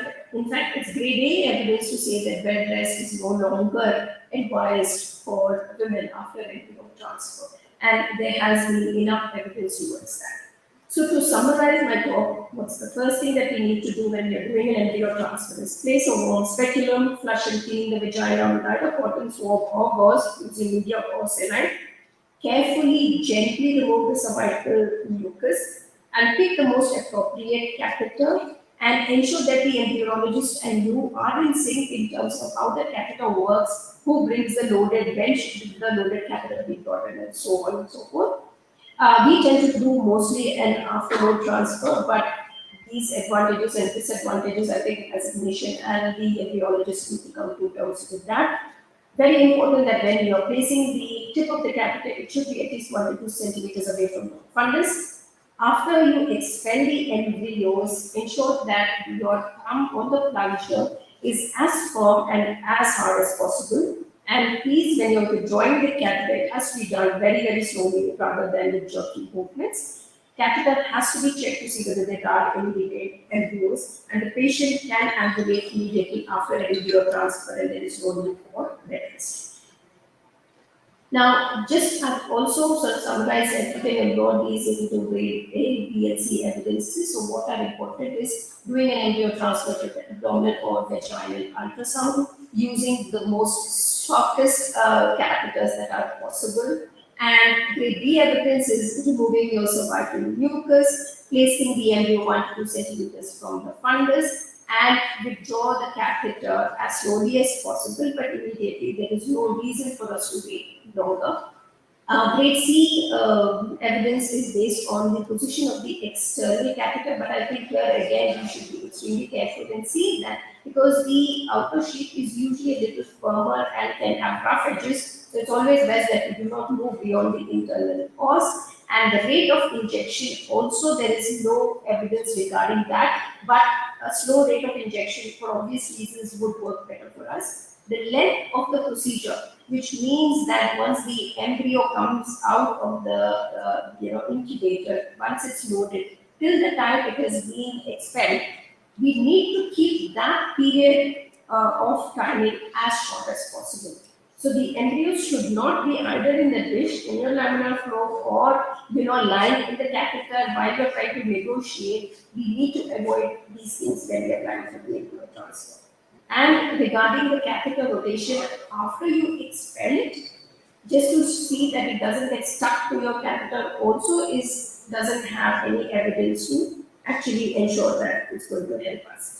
But these are some of the small things, and every small step helps in terms of improving your implantation. The most important thing also is, because there are so many people involved in this procedure, you're an embryologist, you have a helper in theatre, you have the person who's holding your abdominal probe, you yourself, so the conversations that are happening in the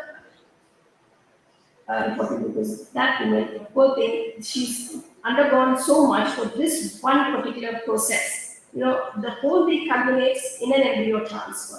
And I think it's very important for her to be psychologically also understand that she's in the right hands, in the right place. So please differ from using things like that. Oh, I think I'm in the right place. Oh, I don't think this looks right. Oh, this is really hard. Why is your uterus doing this? Why is your bladder like this? What is this? And making exclamation like this. These are the things that actually reduce the confidence that the patient might have in your expertise, though you're as good as anybody else. So all the best with your future endeavors in embryo transfers, but I hope this helps. Thank you. Thank you, Dr. Durga ma'am, for such a wonderful lecture. So all the best with your future endeavors in embryo transfers, but I hope this. Thank you. It has all A to Z of embryo transfer with clear take-home messages. Thank you, ma'am.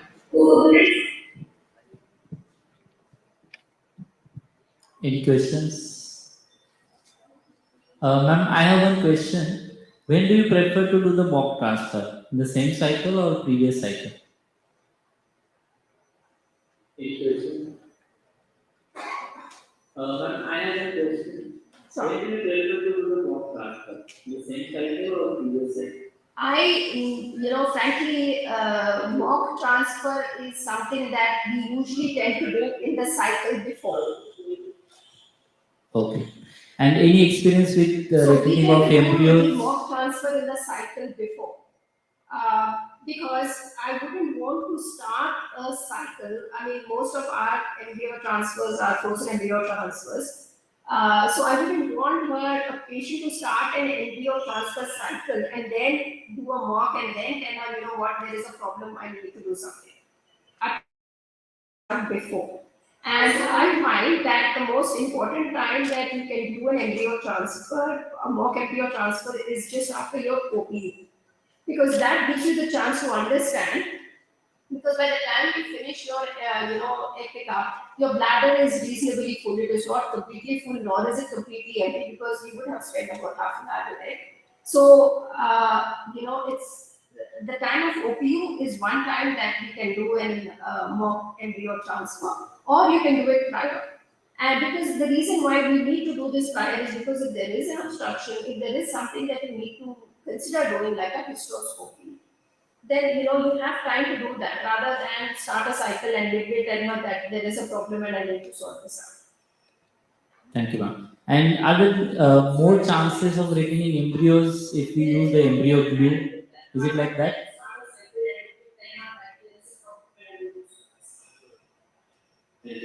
And are there more chances of retaining embryos if we use the embryo glue? Is it like that? Well, the embryo glue does seem to help in terms of implantation. That's what the meta-analysis says. And frankly, we had our own data which we had presented in essay, which looked at embryo glue, and we found that embryo glue did matter, at least in terms of the recurrent implantation failure patients. So in those patients, use of embryo glue did help in terms of implantation. before getting good food, it these all different kinds of activities. So those being you are very great. Thank you so much, ma'am, for the nice elaborative lecture on the embryo transfer, which is really a rate limiting step because a badly done embryo transfer can spoil the whole cycle and the whole purpose. Thank you so much, ma'am. Thank you, ma'am, for your ever so enlightening session. We really miss your presence out here. Thank you so much. Thank you. Thank you very much. I would request Dr. Nilesh Prakash sir to kindly felicitate our chairpersons.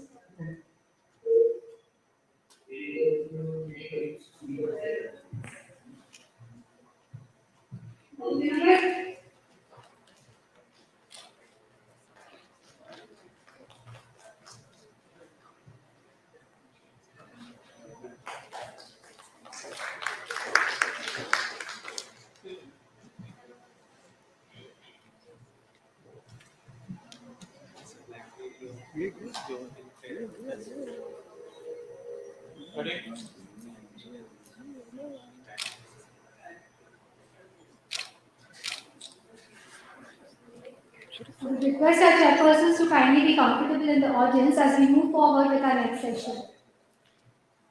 So prior to moving forward with our next session, I would kindly ask all of you to download the Kahoot app because we have an exciting quiz with attractive prizes coming soon. So moving forward with our next session. Our next session is on newer advances in IVF lab by Dr. Krishna Chaitanya sir. I would request the chairpersons for the next session to kindly come on stage. Dr. Chaitanya Atkar.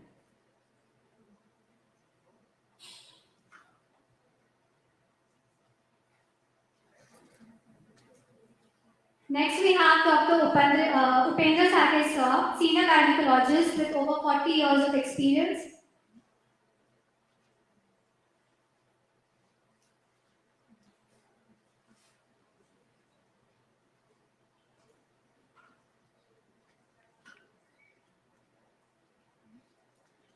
Welcome, sir.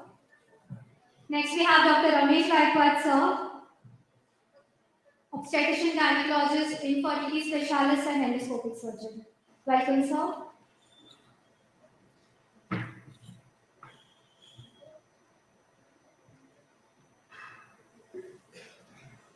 I would request Dr. Ramesh Gaikwad, sir, to kindly introduce our next speaker. Good afternoon. I call upon next speaker and introduce him, Dr. Krishna Chaitanya. He is scientific head and clinical embryologist, Oasis Fertility. He has done diploma in reproductive medicine from Germany, masters of clinical embryology from Monash, Australia, and he is expert in clinical embryology and cryopreservation of gametes and embryos. He has lot many studies as well as presentations on embryology and its innovative approaches to improve success rates of IVF treatments. Over to you, sir. Thank you, sir, for that kind introduction. Very good afternoon to everyone. I'm sure we're running late and I promise to keep it short. That's quite a challenging thing thrown at me, but I'll do my best to keep it short. So, well, I'm sure you had wonderful teachers telling you a lot of science. I think you can sit back and relax. I don't have too much of gyan to give. I love embryology for the fact that it is science, but it's also an art. So you can have fun in the lab when everything goes well.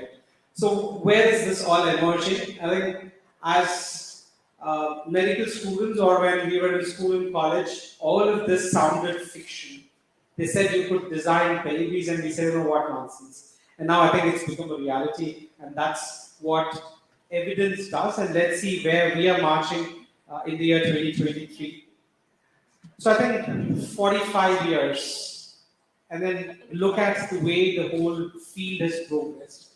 From birth of Louis Brown to now it's talking about gene editing.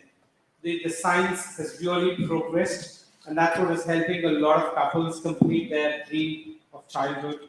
And let's quickly divide the advances into what's happening with the ovary and egg, what's happening with the sperm and the embryo per se. So with the oocyte, I think the most discussed, the emerging and the most helpful thing is the oncofertility. Uh, because I'm only talking about the emerging trends. I think Pratap sir spoke so much about the whole endocrinology and how the stimulation and getting the eggs and all of that, what we routinely do, but what are we doing next? I think right now ART is just not focused on treating the fertility or giving them pregnancy and childbirth. I think the application is diversifying. And fertility preservation is really catching up. It's just not oncofertility. A lot of people wanting to do social freezing. In fact, people who are at a risk of a poor reserve or early menopause, they say, preserve the ovarian tissue, later transplant it, and that would probably take care of the whole problem of menopause. So I think that's where we're progressing, and thanks to a lot of scientists who have helped us with this whole science of freezing the eggs and the ovarian tissue. Now, no longer oocyte freezing is experimental, and so is the ovarian tissue. I think we can do much better with ovarian tissue cryopreservation.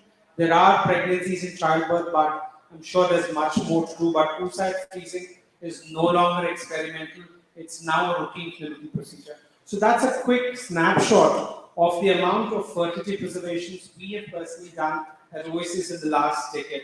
The number of semen freezings, oocyte, and testicular freezings, what we have done, and there are patients who've come back and conceived and have had their dream of parenthood with their own self gametes. So oncofertility and fertility preservation has been one of the emerging trends when it comes with the gametes. So that was the ASRM statement way back, which said that oocyte freezing is no longer experimental and it's a routine clinical practice. And this has been our experience at Oasis using frozen oocyte for various indications. And we had a live birth of close to 47%.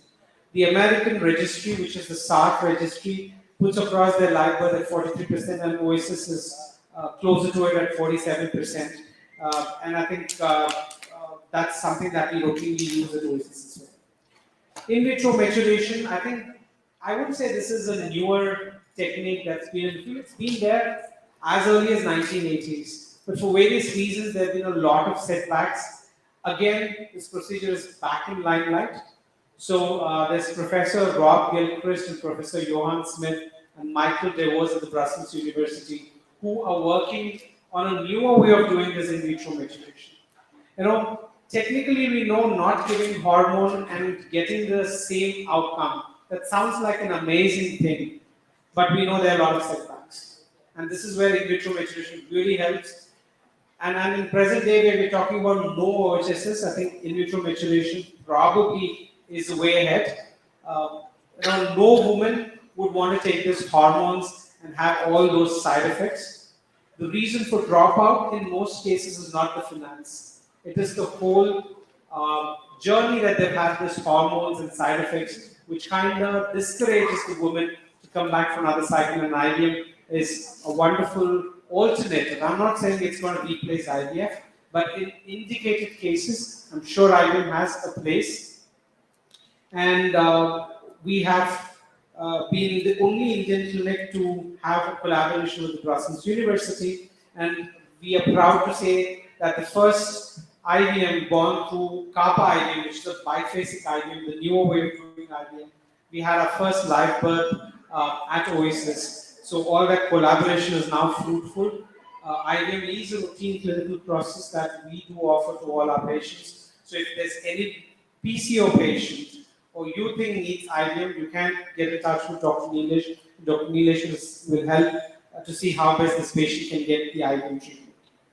So what's happening new with the sperm? That was with the ovary and the egg that we spoke about. So I think sperm DNA fragmentation, of the various sperm functional assays we're talking about, looks like the sperm DNA fragmentation has slightly better clinical application, and we know that it's detrimental when the DNA is fragmented. No, DNA when fragmented is detrimental. We all know that. There's no ambiguity with that.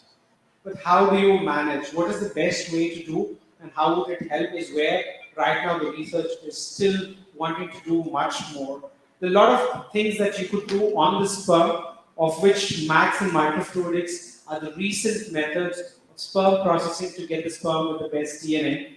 And Oasis has had its own little experience which we've published, which I'll show to you. But treat the man, treat the sperm. That's what we call when it is raised sperm DNA fragmentation. So treating the man, you could take the testicular sperm and see if it helps, and that's our 10 years data. We've been using testicular sperm for the indication of raised sperm DNA fragmentation, which was accepted at the ASRM and published in Fertility Stability. And when we've used the testicular sperm, I think we managed to give them a live birth of 53%. So all those little misconception that testicular sperm would be detrimental, it's not mature, it might not be the best outcome. We published our data, it's equal to what ejaculated sperm can actually put across. So our data says ejaculated testicular sperm should not really matter, and especially in cases where there is DNA fragmentation, it can be a better option. I'm not saying it's the best option, because it's still not proven that TISA is the best way. It is encouraged. And we also looked at, with testicular sperm, we looked at our decades experience. This data was again accepted as an abstract and now is published with Journal of JHRS, which is the Indian journal. We've put across our decades experience of only using testicular sperm for ICSI. We knew that live births were happening, but is it safe? We wanted to look at the maternal and fetal complications, because in severe male factor, if you're using testicular sperm, would it affect the outcome? There's been a hypothesis put across saying that if there's male factor infertility, especially if you're using testicular sperm, it can affect the placentation and there could be placental diseases, the incidence going up, and hence we looked at our data and it did not really say that. It was quite assuring. Neither did it affect the birth weights. The congenital anomalies were no higher or alarming compared to the ejaculated sperm exceeds or the natural conceptions. And what is the normal trend? We always have this concern, IVF, there could be a higher incidence of anomalies. Let's look at what the data says. It's 9% incidence where the anomalies can happen in IVF conceptions versus 6.6 in natural conceptions. There's probably no major difference. The data so far looks okay. I'm not saying it's the best and let's do IVF for every patient who's coming, but our misconception that IVF can increase congenital anomalies is something that we need to relook at this whole thing. We need to be watchful. I'm not saying IVF is the future ahead, but where indicated if you've done it, it looks quite assured. Again, our data which I just spoke, which all look good. The second thing is we want to look at fresh versus frozen testicular tissue. Again, they say, frozen samples might not give you the best outcome. That's been the way we have perceived it in the past. But again, this data published with Fertility Stability with our own student Sakshi, who's the embryologist right now in the Pune team. Her data, her study said that fresh or frozen TISA gave us similar live birth rates. We just didn't look at pregnancy rate, we looked at live birth rates. So if your protocol of how you freeze and you thaw and you handle the sperm in the lab is standardized, fresh or frozen sperm or testicular sperm should absolutely not make any difference, and that's been our decades experience at Oasis. So where is this going? Take home message. For all people where we're doing a trial teaser for azoospermia, please ensure you get in touch with one of the IVF centers and make sure the embryologist is picking the testicular tissue. If they see sperm, it has to be frozen. Doing a trial TISA and saying there's sperm, and later when you do IVF stimulation, redoing a TISA is probably not the way you should be handling the patient the current day. When you're doing the trial tissue, that should be the one and done thing. You get enough tissue, you freeze multiple vials, and you do exist with that, and that should give you the best outcome as well. Just using a fresh testicular sample is not the norm. Microfluidics, I think again it's one of the recent techniques spoken about. So today morning in the workshop we did get people to get a little glimpse of what this microfluidics is all about. It's a little tech chip which helps us separate sperms with the best DNA. It's a new method. I'm sure we're still waiting for a lot of RCTs and meta-analysis. The data so far with Oasis looks assuring. And we did RCT, the first in the world to do the RCT on sperm DNA fragmentation, where we looked at 4 arms, which is max, microfluidics, TISA, and daily ejaculation. I somehow missed that slide. So we looked at 4 arms, TISA and the daily ejaculation, which is more on the patient perspective. We then looked at max microfluidics, which is with the semen sample. We just completed that RCT. We're presenting that data at ESHRE. This year it's been picked up for presentation. We found that none of these arms were different in terms of intervention. We looked at, after doing the intervention, how far the DNA fragmentation would come down, and also we looked at the live birth.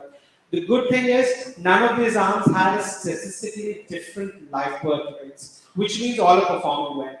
Which again takes me to a very basic thing, that a daily ejaculation, which was the older way of doing things, still holds good.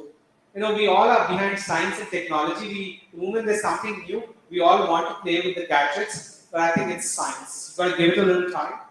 Unless there is evidence, I think you should not be using it to patients left, right, center. Evidence-based medicine has to be the way forward.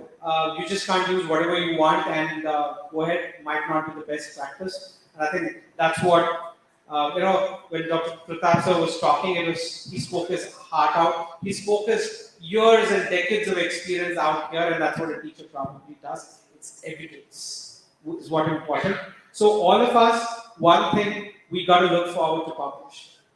You know, if there's something that is making a difference with Western world to what we as the Indian fraternity is doing, I think we are far more skilled and experienced when compared to Western. That's the only thing we don't do is publish. And the only thing they do a lot is, even if there's 100 patients that they've done some work, they publish it. So that's the way they communicate with the world. Their way of communication is publication, and that's what youngsters in the present day need. A lot of PGs here.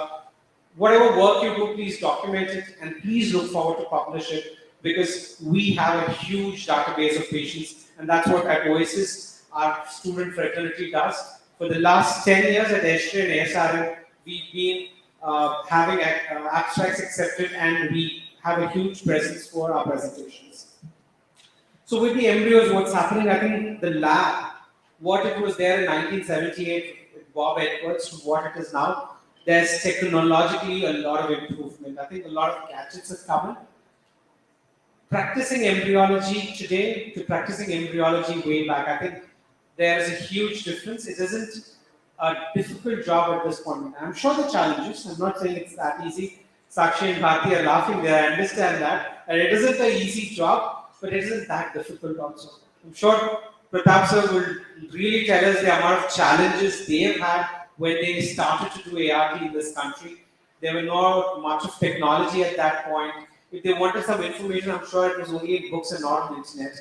And now things have really changed. You don't know something, even my kid who's 4 years old, knows Google gives you all the information. So that's where we have progressed, and the lab is now a hub of technology. Without, that's a wonderful amalgamation of science and technology, and that's where the success rates at this point have really improved.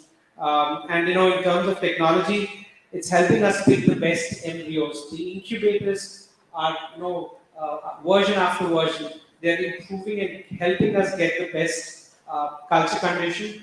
We have reached a point, where it's possible for an embryologist to now work from home. You just have to go, do a little thing and come back and sit back and watch how your embryos are actually progressing. And that's what the time-lapse technology is really helping us. So I used to always be envious about the IT professionals. My wife is in IT, and I used to hate it when she said I'm working from home. But I think thanks to science and technology, it also gives me a little scope to now sit from home and actually monitor my embryos. So where are we progressing with all of this science and technology currently? I think now artificial intelligence is something that's getting into the field of reproductive medicine as well.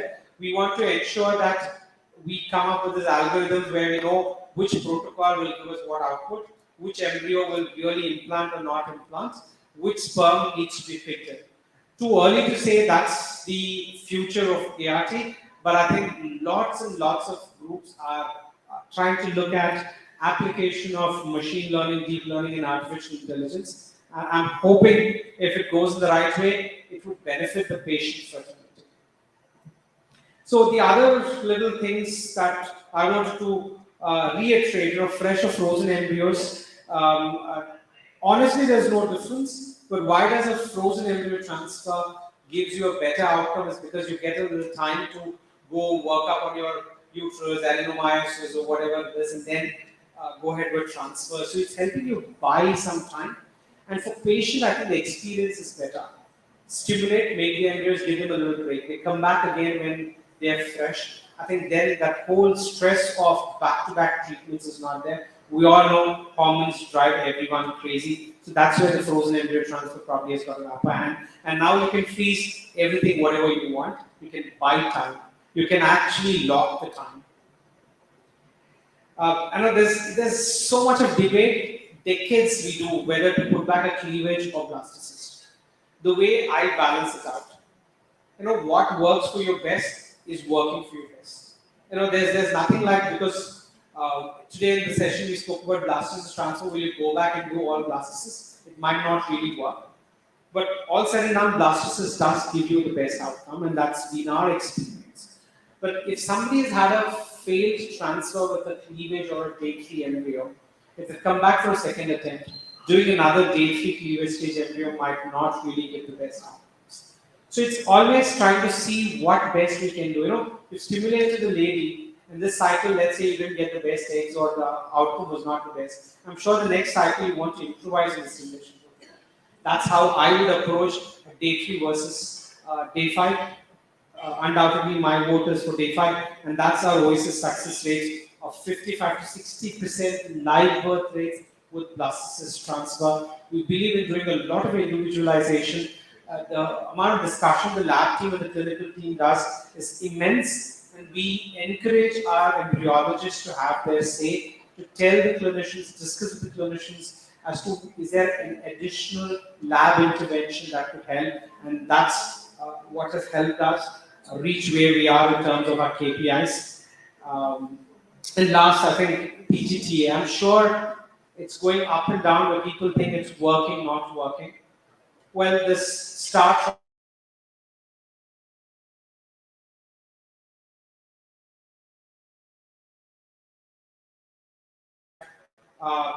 patients.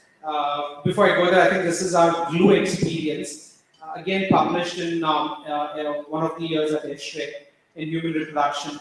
And we said that in people with rectal implantation failure, use of embryo glue did give us a better implantation and live birth rate, and our miscarriage rates were less in this group of patients. So embryo glue is not for everyone. So if people are wondering what embryo glue is, it's just a little transfer media enriched with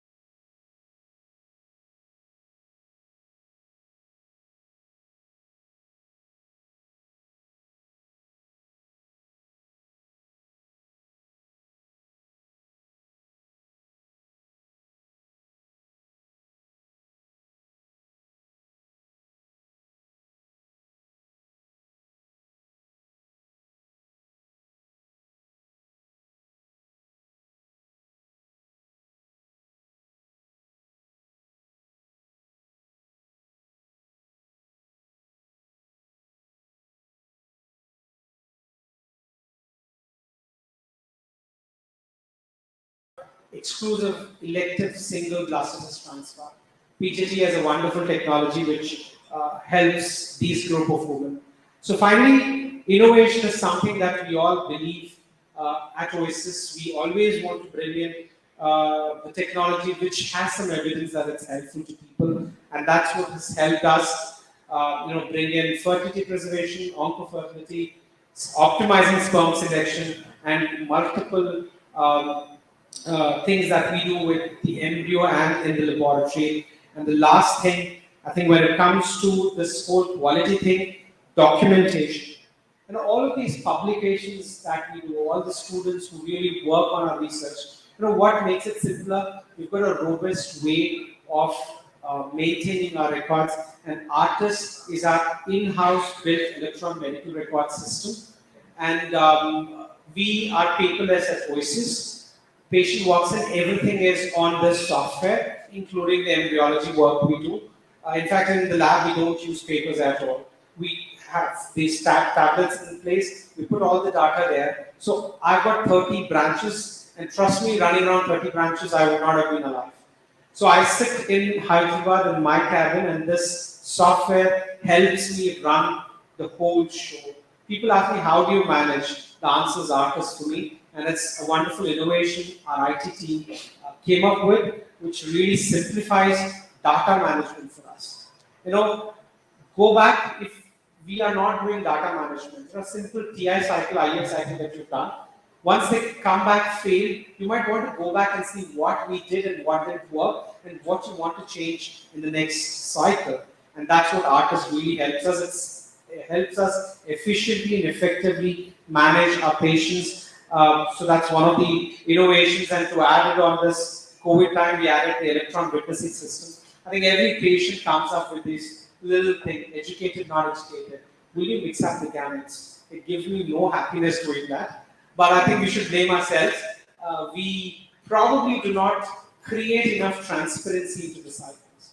And that's why we said need of the hour, let's create transparency. And an electron witnessing system was a wonderful way. So every time an egg, sperm, embryo moves from one place to another place, there's an electron system that actually tracks the movement. And we give that printout to the patient with the date and time of the movement, which gives them a lot of confidence that there is no mix-up, they're having their own gamete conceived children at Oasis. So that's the end of the little advances that we've had in the field of embryology. And thank you so much, everyone, for this opportunity. Thank you, sir. It was a really wonderful talk, and actually we all know that IVF lab is heart of any IVF center, and we really come to know that there are so many things which happen actually behind curtain. It was a really wonderful presentation. So I just wanted to ask about RI system, whether it is RI witness, is it really necessary with time? Well, again, honest heart on my hand, I'm not saying that it's a wonderful technology, but let's be very mindful and watchful about the cost it's having. In an Indian scenario, I understand science and improving the work what we do is important, but people are paying from their pocket. So I think the biggest setback of the RI witness system right now is the cost. But otherwise, if I just have to comment on the science, I think it's brilliantly designed. I would love to have a system like that, and that's why we came up with an indigenous thing which is called EWS, an electron witnessing system. So right now we are using it more in our lab. We wanted to validate and ensure it's robust enough, and then hit them. Also, one more doubt.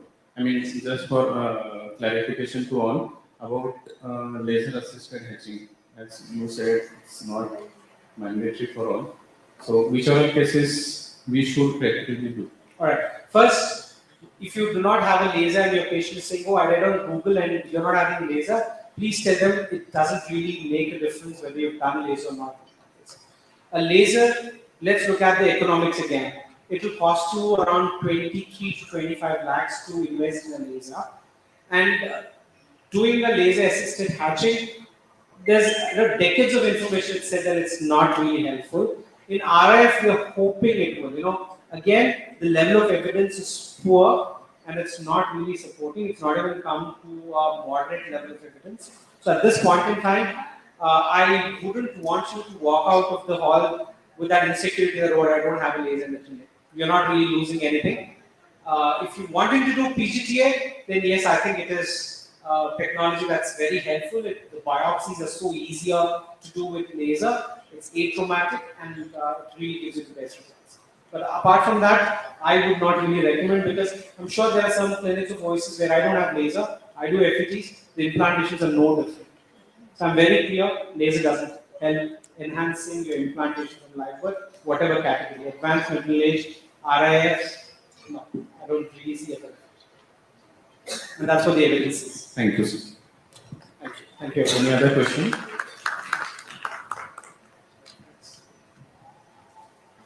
So please can you stay on stage for a while? I would request Dr. Ramesh sir to please felicitate Dr. Krishna sir.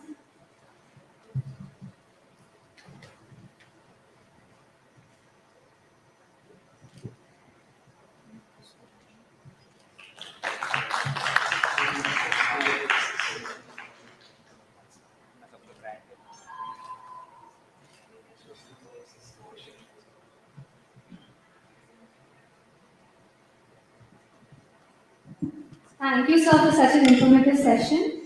Next, I would like to call on stage Dr. Nilesh Balkave, sir, who will be speaking on the new enigma, Young POR. I would like to request Dr. Upendra Sathe, sir, to please introduce the speaker to us. Hello, good afternoon, everybody.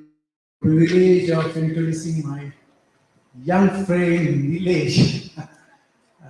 He is a clinical head and fertility specialist, Oasis Fertility, Pune chapter. Decade-long distinctive experience and expertise in the fields of infertility, reproductive medicine, and gynecological endoscopy.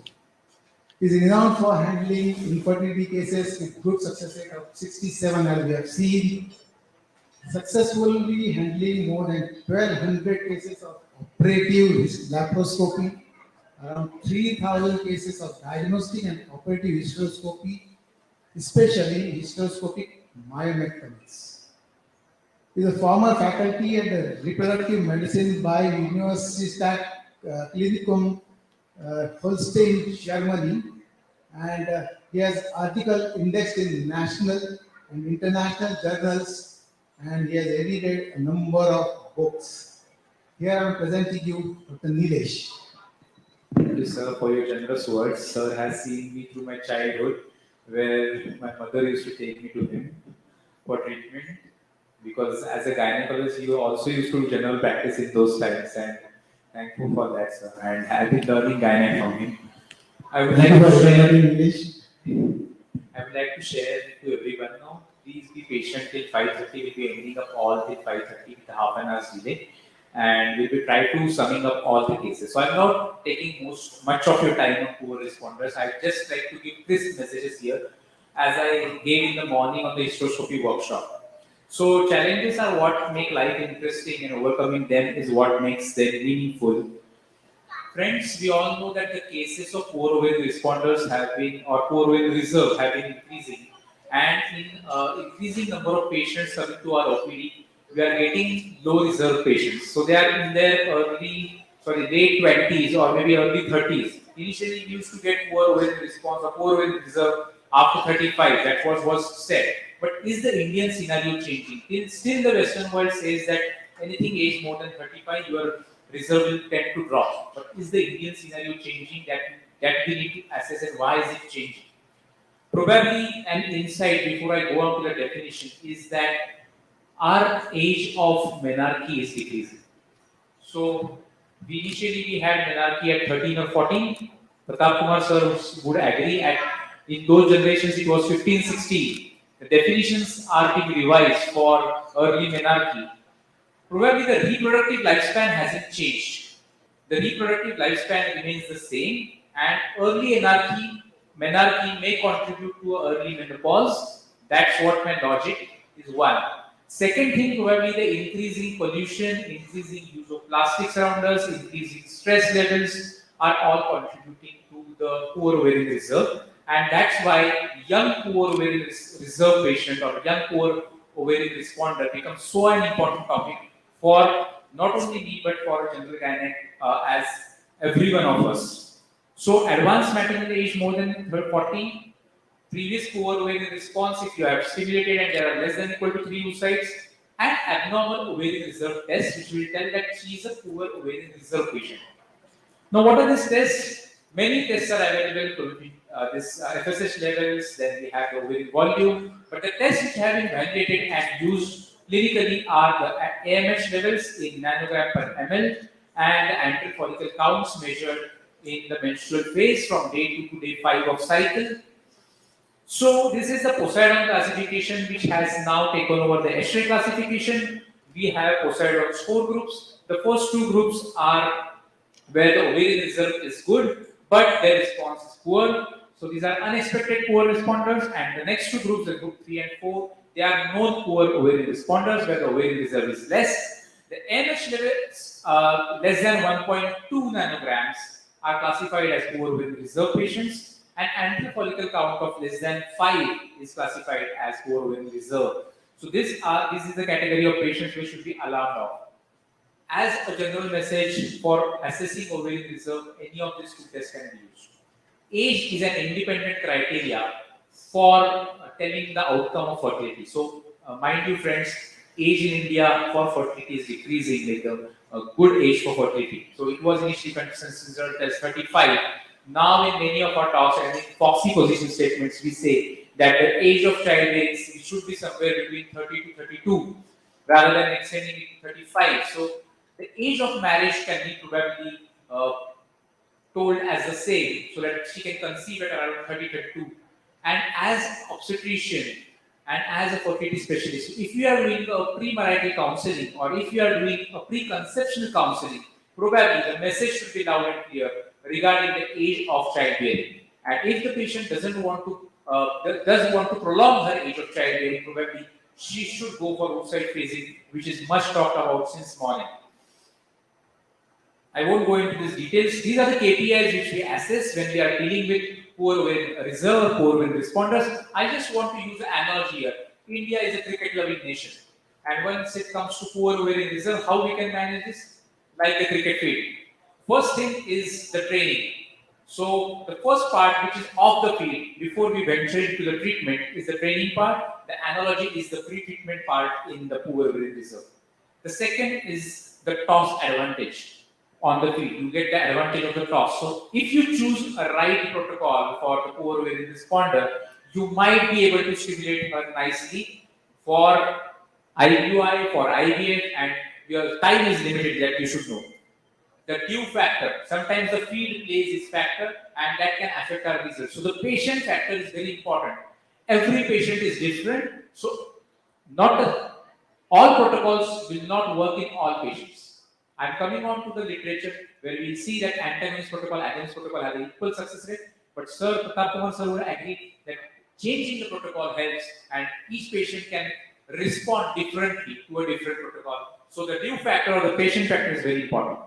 Power play or power hitting is what additional we can do. Always keep on thinking, always be evolving in what new we can do. So I had just heard Sir's talk a few days back about use of novel trigger. You talked about novel trigger, sir, in one of your webinars, and we started using novel trigger for few of our patients when we use not just dual trigger, it's HCG, agonist, and FSH. If you add FSH 450 as per Sir's advice, you will get a good quality M2 rate and good quality blastocyst. So this is change and you should keep on evolving in your poor responder patients. The final hit and the trigger is important and innovative and out of the box thinking is important. So this is the analogy on the field which you can use, and if you see the picture here, a good blastocyst or a good outcome is what we expect. We all want to be Virat Kohli. We all want Virat Kohli to play and win the game for us. A good blastocyst will win the game for us. So a good success rate comes with a good M2, good blastocyst rate, and a good implantation clinical pregnancy rate for us. So once it's training, I will be talking of training more because that's important for everybody's perspective. So Muhammad Ali has said, I hated every minute of training, but I said, don't quit, suffer now and live less rest of your life as a champion. So if you want to lead your life as a champion, if you want to have a proud head in front of your patients, and if you want to give success to the patients, pre-treatment is very important. You need to tell the patient that be patient. There will be some time we should be spending on the pre-treatment part before we go and jump onto the next part of treatment. Why is this pre-treatment important? One is improving the gamete quality. Many of the patients have both male and female factors. Poor ovarian reserve patients are one of it. Their husband counterpart can have other problems. So improving the gamete quality before we venture into any sort of treatment is very, very important. We all know about reactive oxidative stress and the reactive oxygen species and its problems it has associated with the oocyte quality and the sperm quality. So improving the gamete quality is very, very important, and that's why in poor ovarian response patients, we need to improve the ovarian microenvironment so that our oocyte quality improves. Which are the proven molecules? Coenzyme Q10 is one of the molecules. We need a little androgenic environment in the ovary so that the oocyte quality improves. So DHEA, testosterone gel, these are the next level of treatments which we can use to improve. I talked about improving the oxidative stress and the microenvironment. So coenzyme Q10 is going to help us. Other antioxidants are going to help us. And we all should know that the transformation from the primordial follicle level to the antral follicle level is going to take at least 80 to 90 days time. And this is the duration where the pre-treatment should be undertaken. So don't jump on to treat your patient, don't jump on to tell them advise IVF immediately. Go on slowly. Pre-treatment and your practice outside the field is going to help you on field. Second important thing is synchronization. Once you are stimulating the patient who is a poor responder, synchronization is so important. So if you are going for an antagonist protocol, your aberrant FSH levels can cause one follicle to be a larger follicle and other follicles are not growing. This won't help you because this will give you suboptimal oocytes for ICSI. So probably synchronization is so important that you will have less problems in agonist protocol. But synchronization with use of estrogen 2 milligram twice a day or twice a day from day 20 of the cycle till you get the periods, and then stopping estrogen and 1 day washout, and you can do the stimulation later on will help. Synchronization by use of antagonists for 3 to 5 days before the start of stimulation by using a follicular antag can help you. Synchronization with occipits is now gone out of phase because the recent ESHRE guidelines for controlled ovarian stimulation in IVF say that occipits should not be used for synchronization, especially in poor ovarian reserve patients. I agree about PCO patients, what sir said. Yes, you need to bring down LH levels by some or the other way. So improving the hyperinsulinemia and hyperandrogenemia will help. Also, use of occipits will help in those cases. But poor ovarian reserve, you are going to decrease the oocyte quality if you use occipits. So mTOR signaling is new thing which is coming up. So this is going to help you in improving the oocyte meiotic maturation, improving the granulosa cells, improving the fertility outcomes or the fertilization outcomes, and improving the endometrial status as well. Also, the alpha-linoic acid is also going to help you. So these are in this natural molecule. So once you are telling the patient to go for an antioxidant treatment for 3 months, probably you can also advise a very good diet which is rich in antioxidants, rich in alpha-linoic acid. So all these things which are shown on the right hand side of the screen are going to help the patient. So my message to the PCO patient and message to POR patients is quite clear. They need to stick on to medicines, they need to stick on to a very good diet, they need to stick on to exercise. Probably a pelvic yoga or butterfly pose can improve the pelvic blood flow to an extent and where we can get a good stimulation. So all this is important.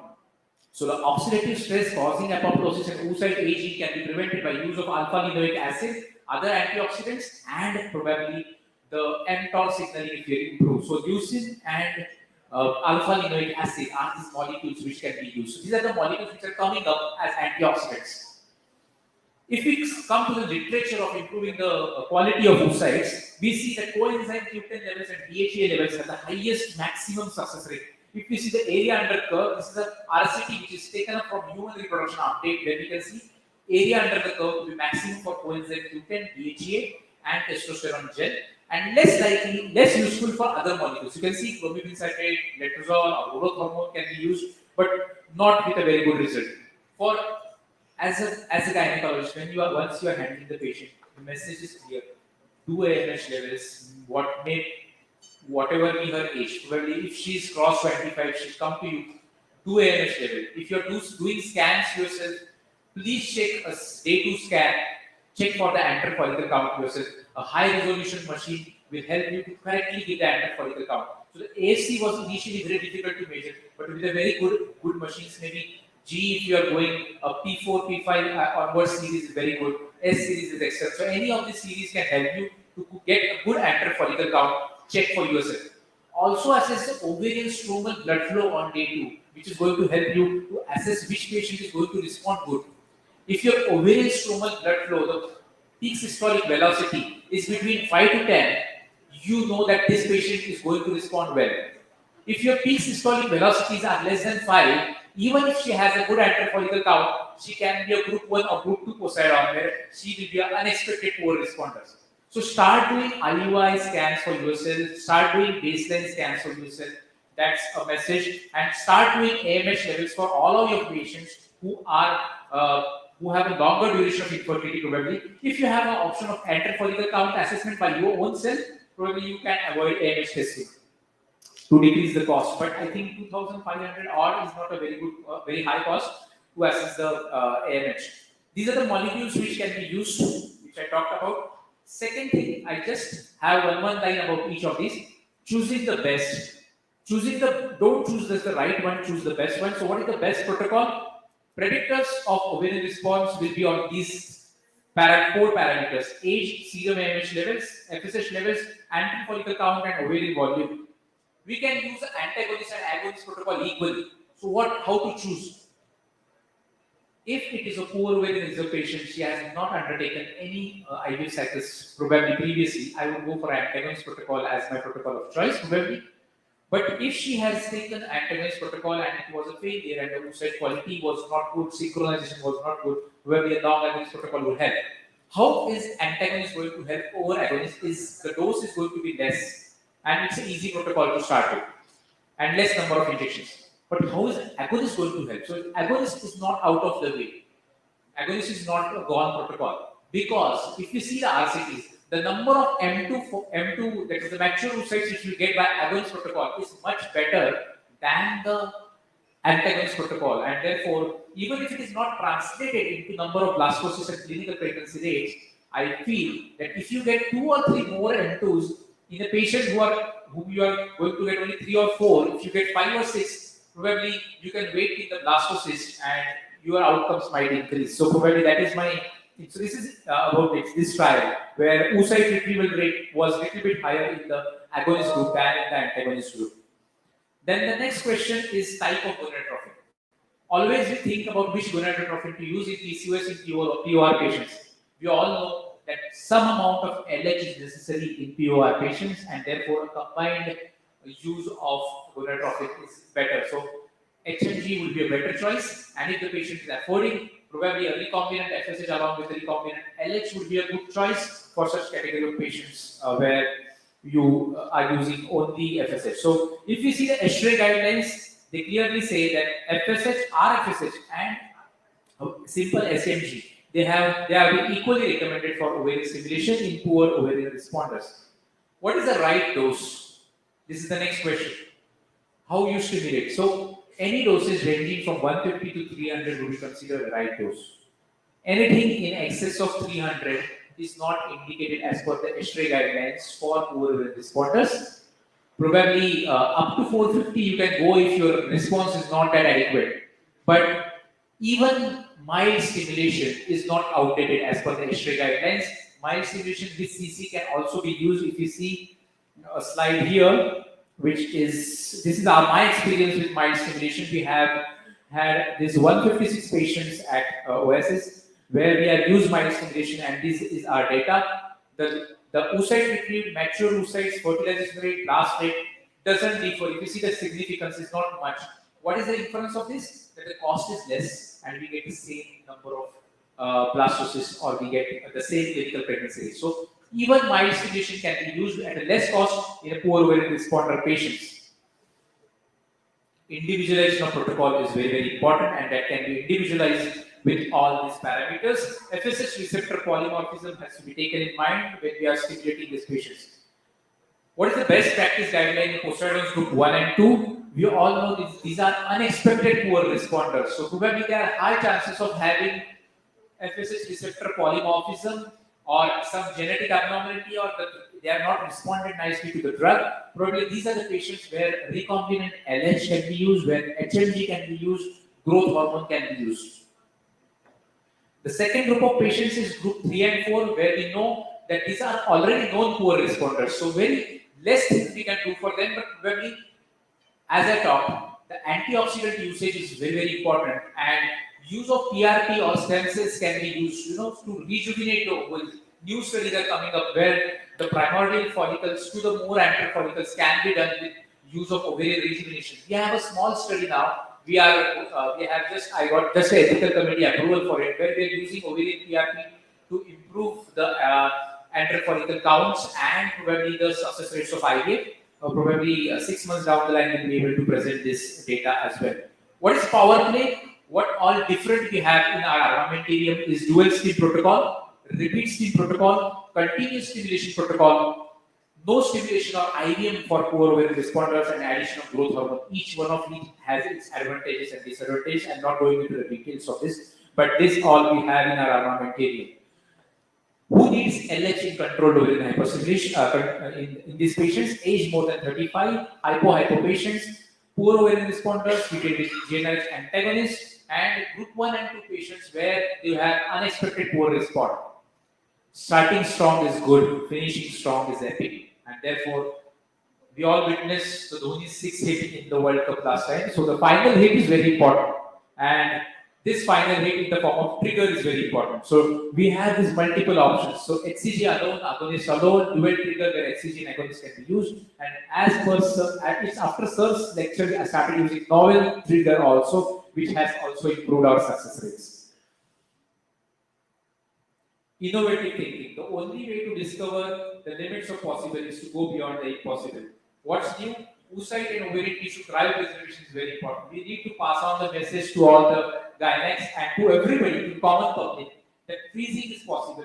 We heard about Priyanka Chopra delivering a child 10 years after her oocyte freezing. So she has frozen the oocytes at the age of 30, and probably she got pregnant at the age of 40. So we blindly follow the film industry where we don't know that they are already frozen their gametes. Probably the freezing the gametes or social freezing is going to become a norm if a lady wants to defer her childbearing for her career, for her sports, or something like that. So this message needs to be passed on, that if you want to conceive, please conceive early. If you don't want to conceive in the immediate future, please freeze your gametes. May it be a man, may it be a woman, freezing gametes is so important. Mature oocyte cryopreservation is no longer experimental, it is proven that it is going to be helpful. In vitro activation, ovarian rejuvenation are also coming up, and we have our experience with this ovarian rejuvenation also. These are the ESHRE guidelines and already summarized it. So to conclude, in fact, poor responders have a diminished pregnancy rate. We need to be alert. We need to guide the society. We also need to use the evidence and our experience when we are treating the poor ovarian responders. So strength and growth come only through continuous efforts and struggle. Thank you. Thank you, Nilesh, for the beautiful explanation, the tedious insights. Any questions from the audience?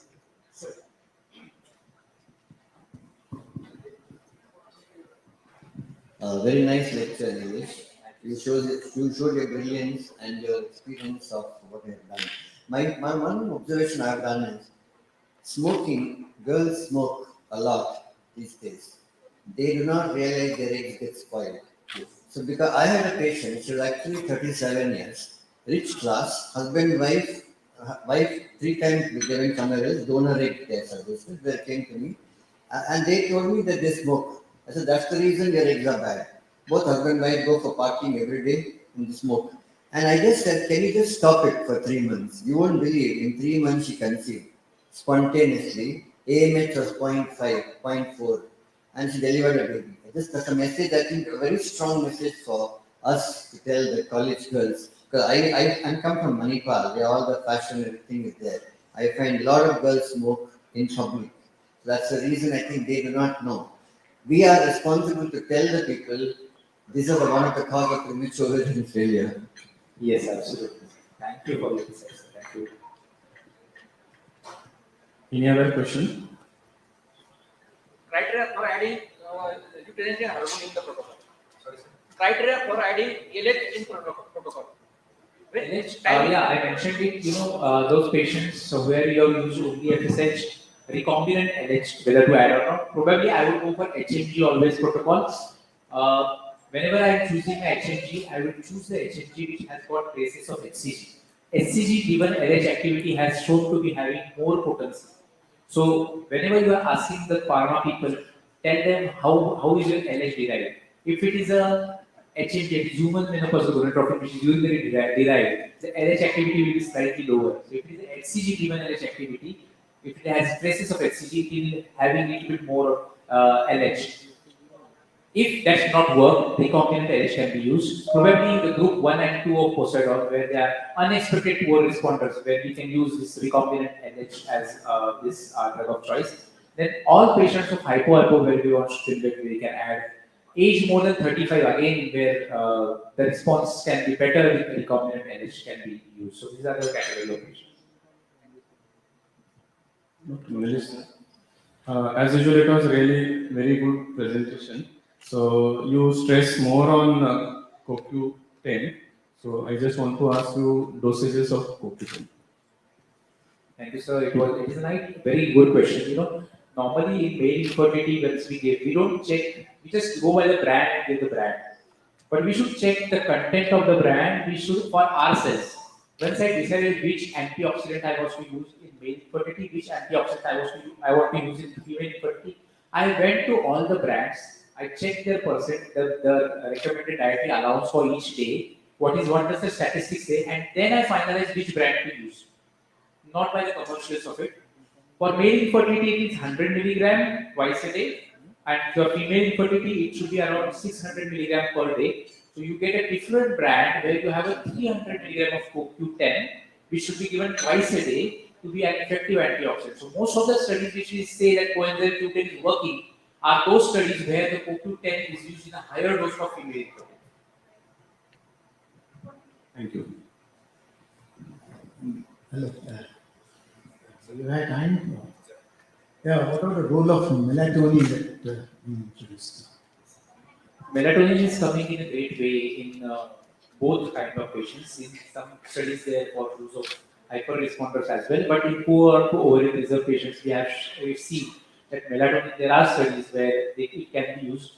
We get combinations of DHEA with melatonin as well, which have worked well. So I feel that it's a molecule which can be regarded. You have so many number of molecules, but it is one of those molecules.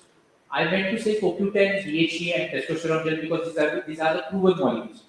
There are other molecules like anti-ovarian aging molecules like this resveratrol, which is there in red grapes, red wine. Okay, so if your patient is having that, probably you can advise accordingly. But these are some molecules which are now being used in some medicines which are there, and probably will have more molecules like alpha-linoleic acid, leucine, which are coming up in a great way.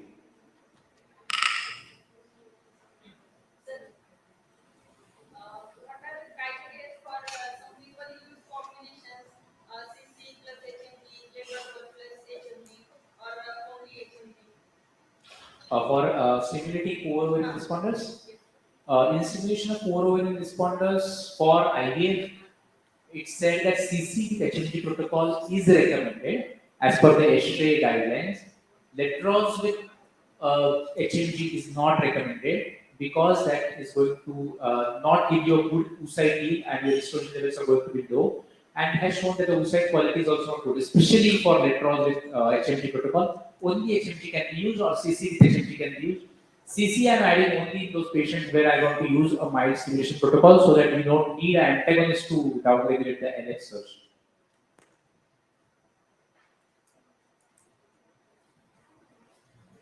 Thank you. We'll be finishing off till 5:30, 5:45. Thank you, sir, for throwing light on such an important topic. I would request you to please felicitate our chairperson for today.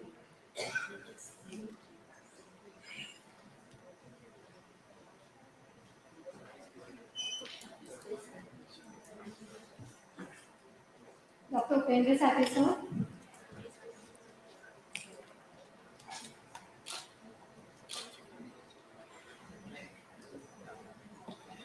Dr. Ramesh Raja, sir.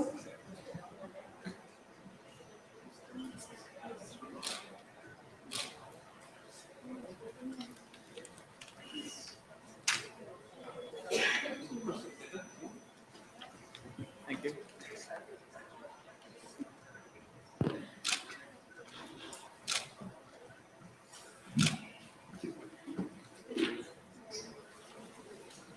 I request everybody to download Kahoot app, or we can play this quiz by www.kahoot.in.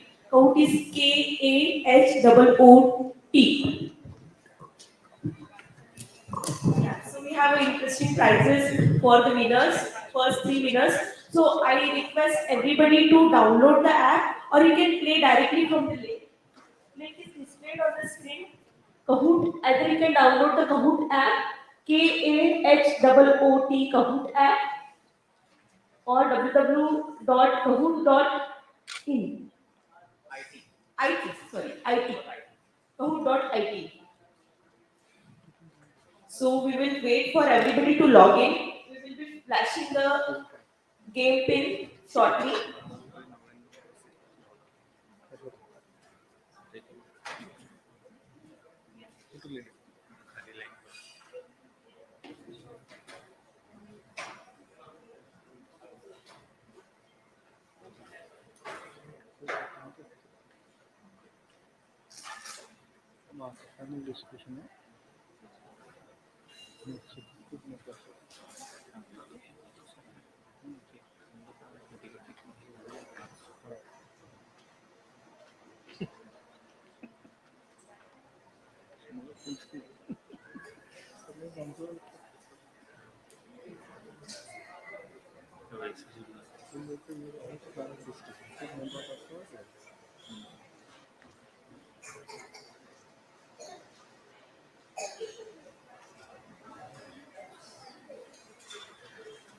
I request all of you to download Kahoot app. We are going to have an interesting quiz. It will brushing up your knowledge. Yes, we are going to give prizes to first three winners.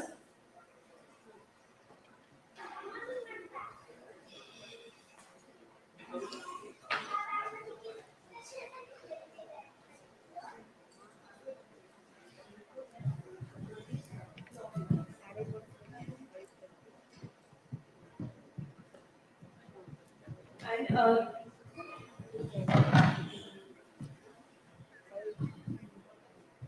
it will be a 10-minute quiz.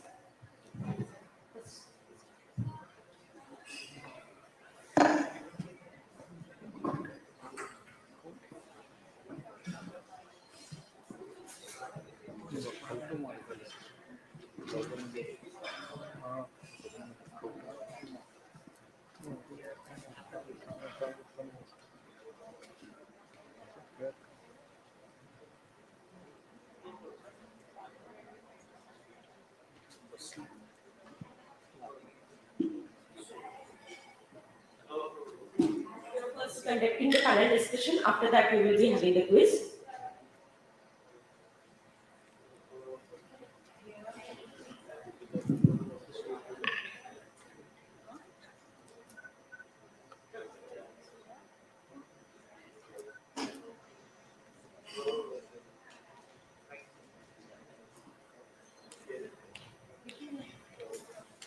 So I welcome you all for the panel discussion, which will be a quick panel discussion in around 15 to 20 minutes. We will discuss 4 cases, and we'll be having the insight from all our fertility consultants and fellow obstetrician gynecologists here.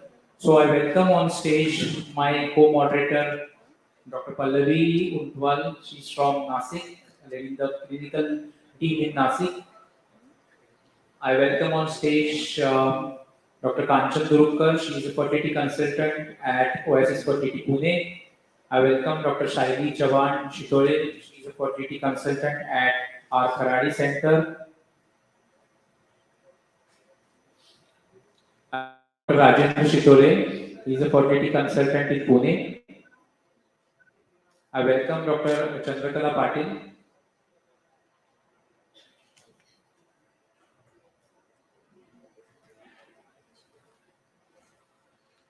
I welcome on stage Dr. Pallavi Tapala. She is our fertility specialist at Wakat.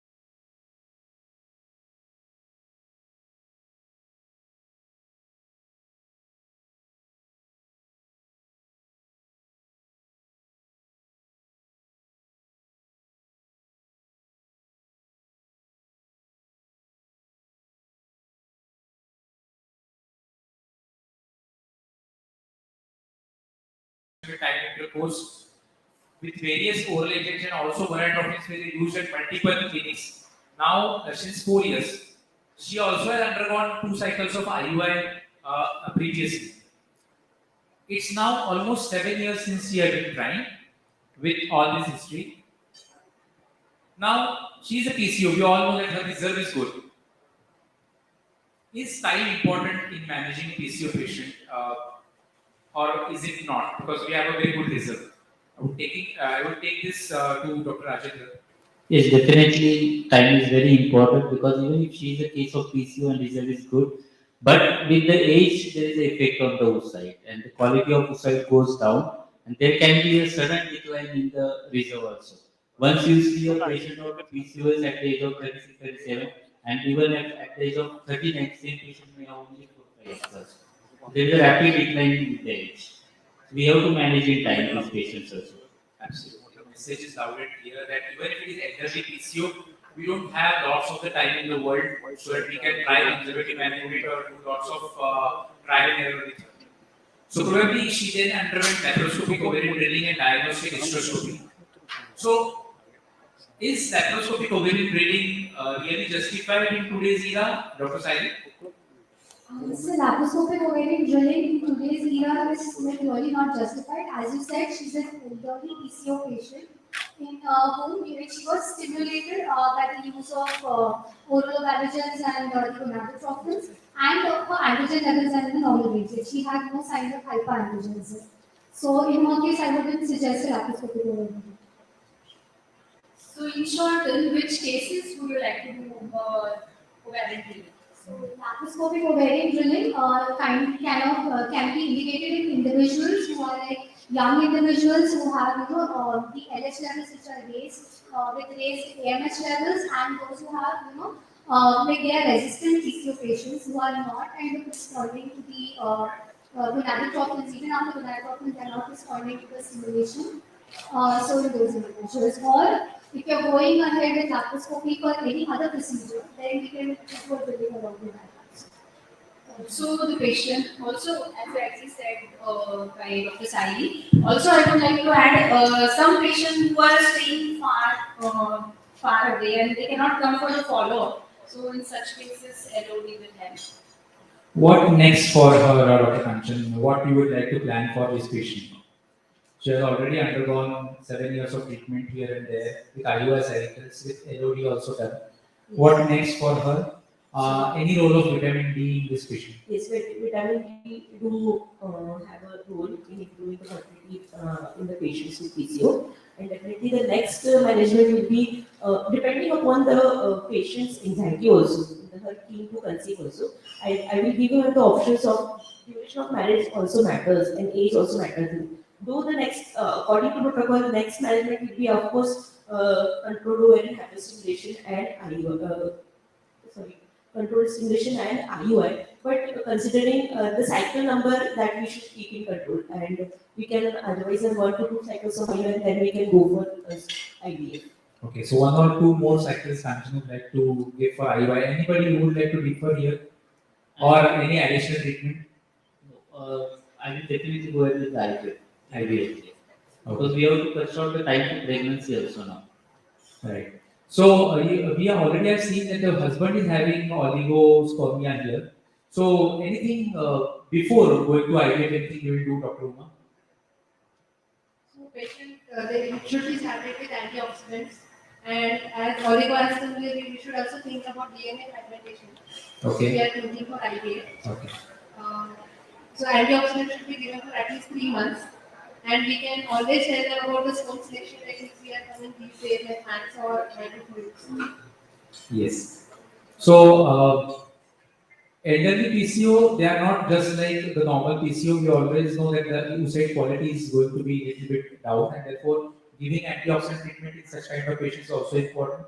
Improving the hormonal environment in the body, in the ovarian physiology is also important. So hyperinsulinemia, hyperandrogenemia, if any, should be corrected. So probably lifestyle modification. Once we are treating the husband, also we can treat the wife with use of antioxidants, and probably is there any role of metformin anybody in this patient? Dr. Rahul?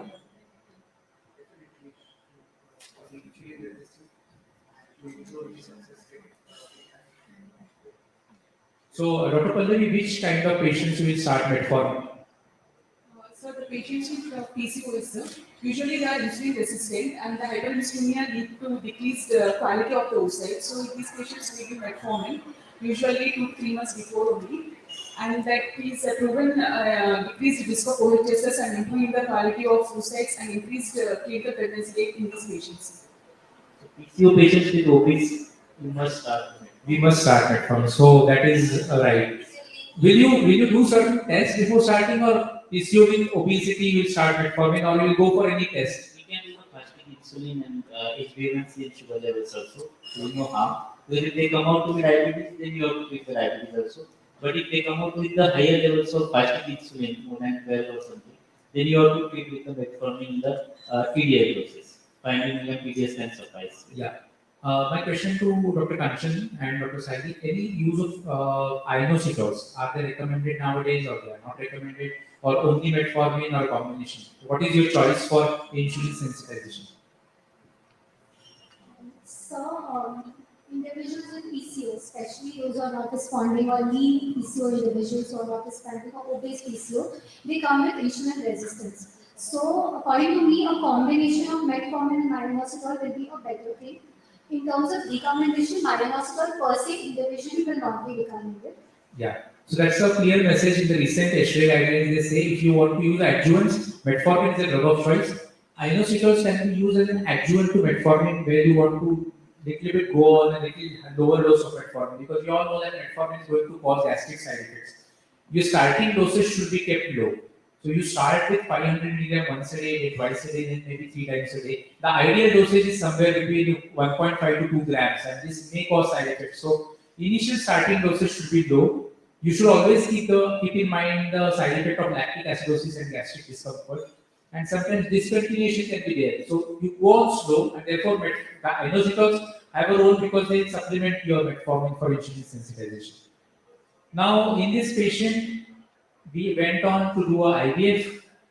I would like to ask this patient, we went for antagonist protocol and we used the agonist trigger, and then we used microfluidics, and we could get 2 good blasts, and this was the beta SCG result of this patient with 2 good A5 blasts. So we got a positive result. So what is the care during IVF which you would like to take in stimulating this patient? Any special precautions, Dr. Ajay? Main precaution in PCOS patient is to prevent the OSS. So we can choose the protocol out of 2 protocols ideally we are using nowadays: antagonist protocol or progesterone prime stimulation protocols.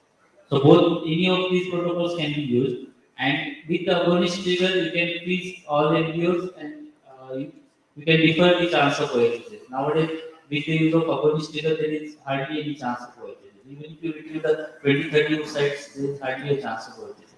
And then you can post-operatively also manage the patient with antibodies, letrozole, carbamazepine to prevent the occurrence of OSS. Is there any role of growth hormone in this patient? I don't have any experience with growth hormone, so I can't comment on that. I think you both have experience with growth hormone. Yes. For the poor PCOS poor responders, there we can do have the role of growth hormone. So they respond well after we add the growth hormone. PCOS poor responders. Even in cases of PCO who have responded, but the quality of result is delayed. In those cases, also growth hormone has shown more results. Also, there is a now novel technique we can say IBM has come up recently. So, what do you think is the role of IBM in case of PCOS patients? In the patients who have previous history of OHSS, who is young and having previous, or where we are thinking of less stimulation, mild stimulation, in those patients. But yes, definitely we need to make the patients aware that the clinical pregnancy rate or the success rate with IVF is not that as the conventional IVF is there. So that needs to be conveyed to the patient, and then we can go ahead with this novel technique that is IVF. It will definitely, it is an in vitro maturation technique, and it will definitely prevent OHSS and landing up into OHSS. So, in summary, elderly PCO, so treat her with a little more caution. Protocol should be individualized. OHSS free clinic is the dictum. Treat the patient as a whole, and male parameters to be monitored more closely.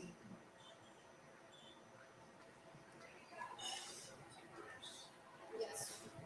Yeah. So second case is there, 30 years old, resident of Solapur and infertile since 5 years. It's a case of severe hopes. 3 IUIs are already done, no positive result. ICSI was planned, anti-protocol done. 10 M2s we got, and 1 grade 4 task was formed. So, what do you think should be the further management in this patient? We are going to discuss severe hopes here. Probably anyone would like to throw light on the semen analysis before we go on to the severe hopes part, like the recent WHO semen analysis, Dr. Ajay or Dr. Pallavi?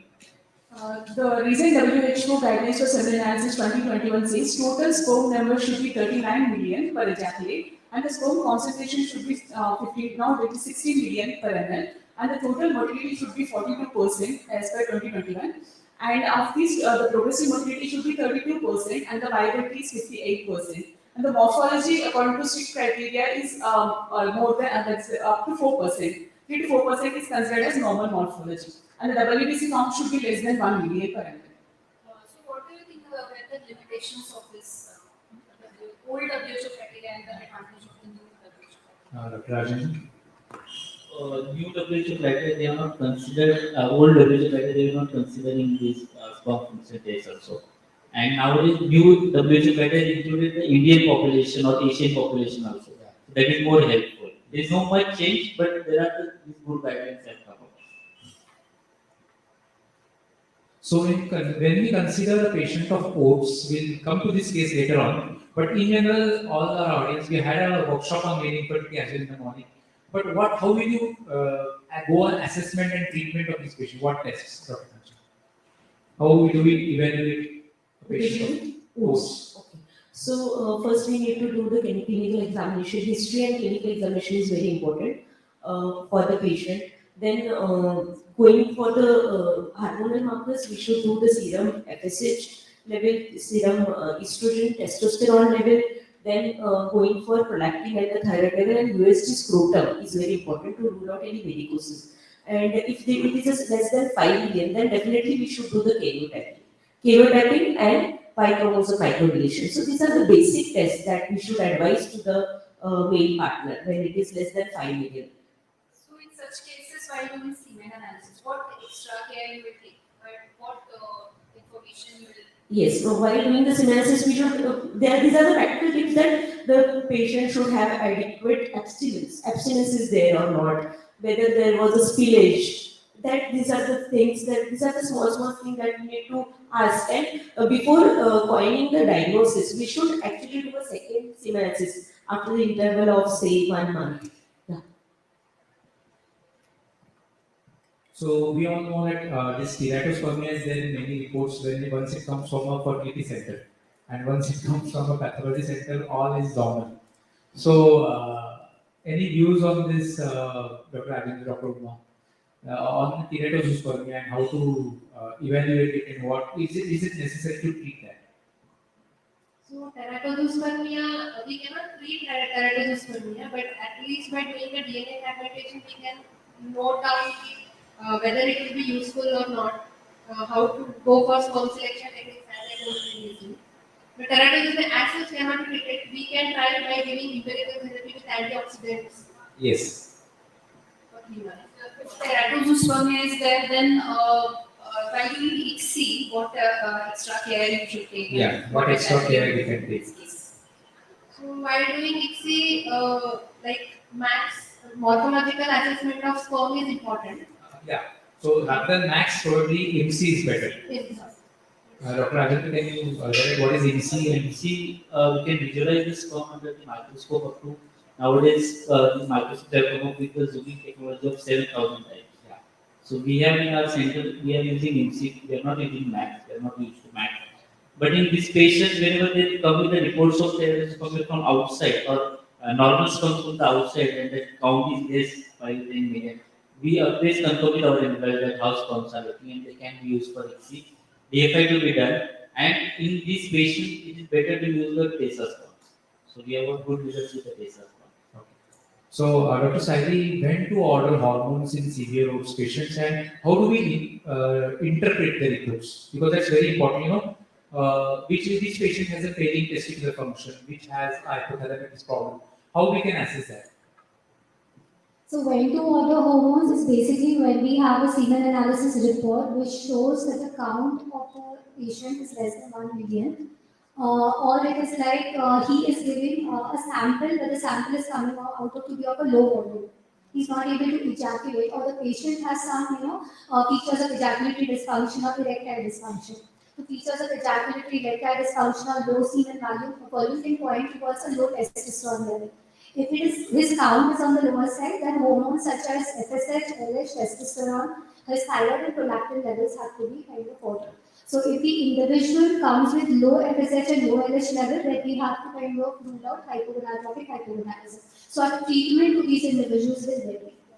If he comes with a normal FSH level and his testosterone level is low, then we can kind of supplement him by giving LH, which is a surrogate of testosterone, and in that case, HCG, which is a surrogate. So in that case, we can kind of improve the semen analysis in this individual. HCG, how much you give?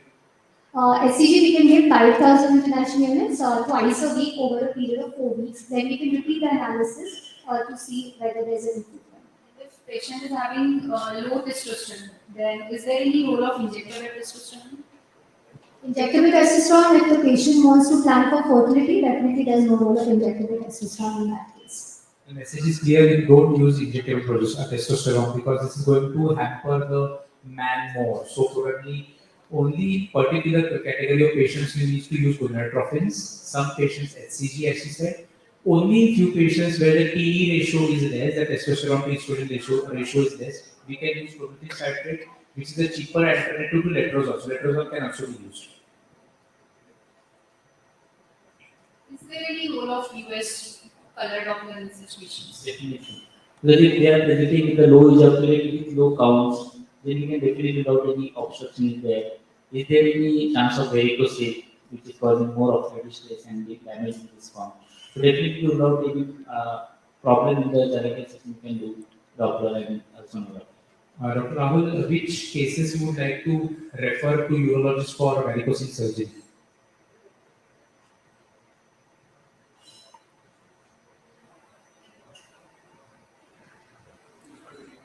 Yeah, so those who have infertility and any, we have grade 4 varicoses, so clinically detectable varicoses are there. So any clinically detectable varicoses, we will go to it.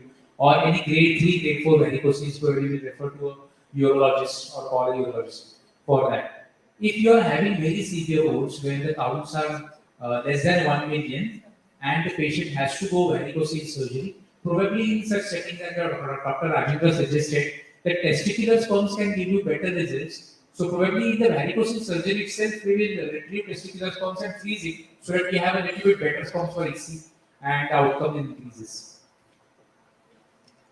Sperm DNA fragmentation is not talked about. Karyotyping and Y chromosome microdeletions can be advised for severe wounds patients, like Dr. Kanchan said. Pre-treatment is very, very important. All of you have highlighted this. Lifestyle modification is very important. Tell the patient to avoid too tight undergarments, too tight clothes. Avoid prolonged sitting. If they are IT professionals, they have a job which is prolonged sitting. Avoid that. Antioxidant usage is mandatory. Lots hydration is very mandatory. So that should be undertaken. Antibiotics, if the semen culture is showing problem and infection is there. CC, letrozole, HMG, HCG only in those patients where it is indicated. As I told for female infertility, for male infertility also, analyze for yourself what are the standard doses and is your medications, what antioxidant you are giving, does it have the right dosage of that molecule, so that you can give that. And probably when it comes to medical management, everybody has talked about the antioxidant use based on the testosterone to estrogen ratio. CC or letrozole along with SCG can be used.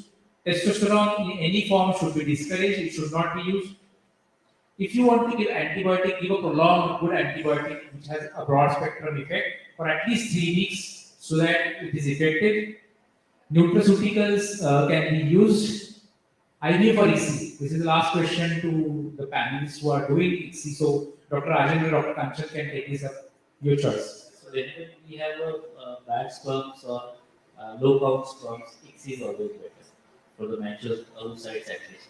Those oocytes which are small or M1 oocytes, you can consider if you have a count in patient, you can consider going for the IVF for small oocytes. But for the mature oocytes, it is straightforward ICSI. ICSI came into picture for the males with less than 5 million sperm count. So ICSI is the treatment of choice for the patients with less than 5 million sperm count. So thank you all the panelists. Probably we are not taking up the next case because of shortage of time.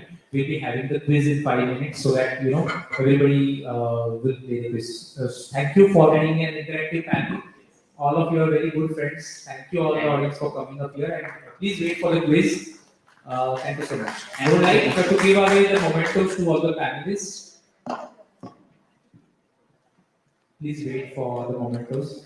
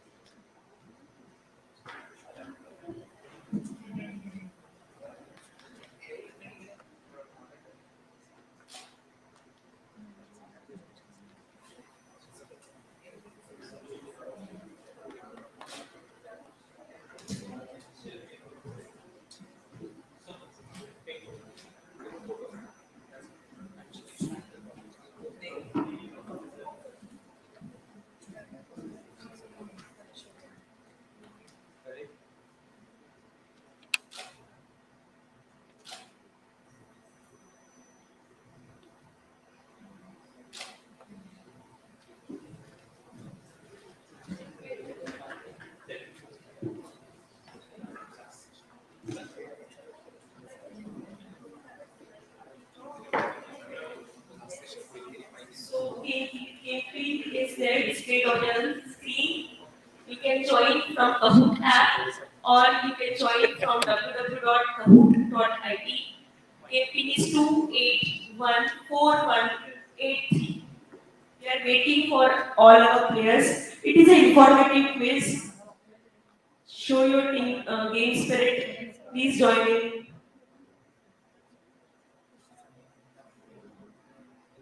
Please join in. This is the Kahoot. You can join from Kahoot app or you can directly join from www.kahoot.it. Yes, we have a first player. This is an informative quiz. It will just brush up your knowledge. It is a very simple quiz, so do please log in. Everybody can log in. It will just brush up the knowledge that we have, gained. And at the end of the day, this is just the small test of the knowledge. We'll start in 5 minutes. 20 minutes will be there for each question. 20 seconds. Sorry, 20 seconds will be there. 20 seconds for each question. And yes, we have 8 participants till now.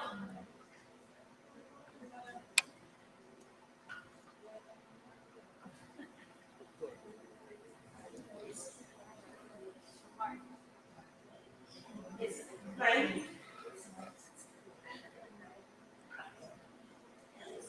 Ravi, Rameshma, all of you, we are welcome for this quiz.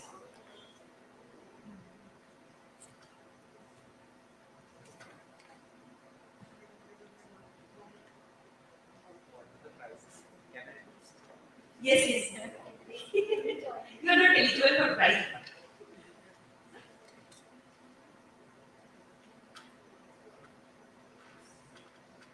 We will be starting. So, first question coming up for you for this quiz. Three, two, one, and here we go. Okay. Identify this ovarian pathology. It's a very easy question.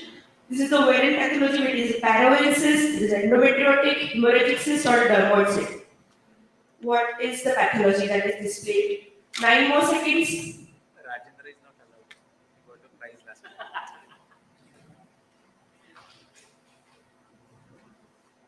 And the correct answer is endometriotic cyst. Classic round glass appearance it is. So it is endometriotic cyst. So Pars is at number 1 position. We have Rajendra and then Dr. Ramesh Sir is on the 3rd position. Rahul Chavan, Sai and Indishan is on the 5th position. Next question coming up.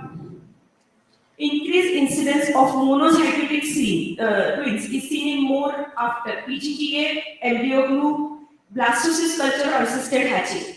We have been talking about this all the day. One answer, 9 more seconds. Buck up all the audience, give your answer.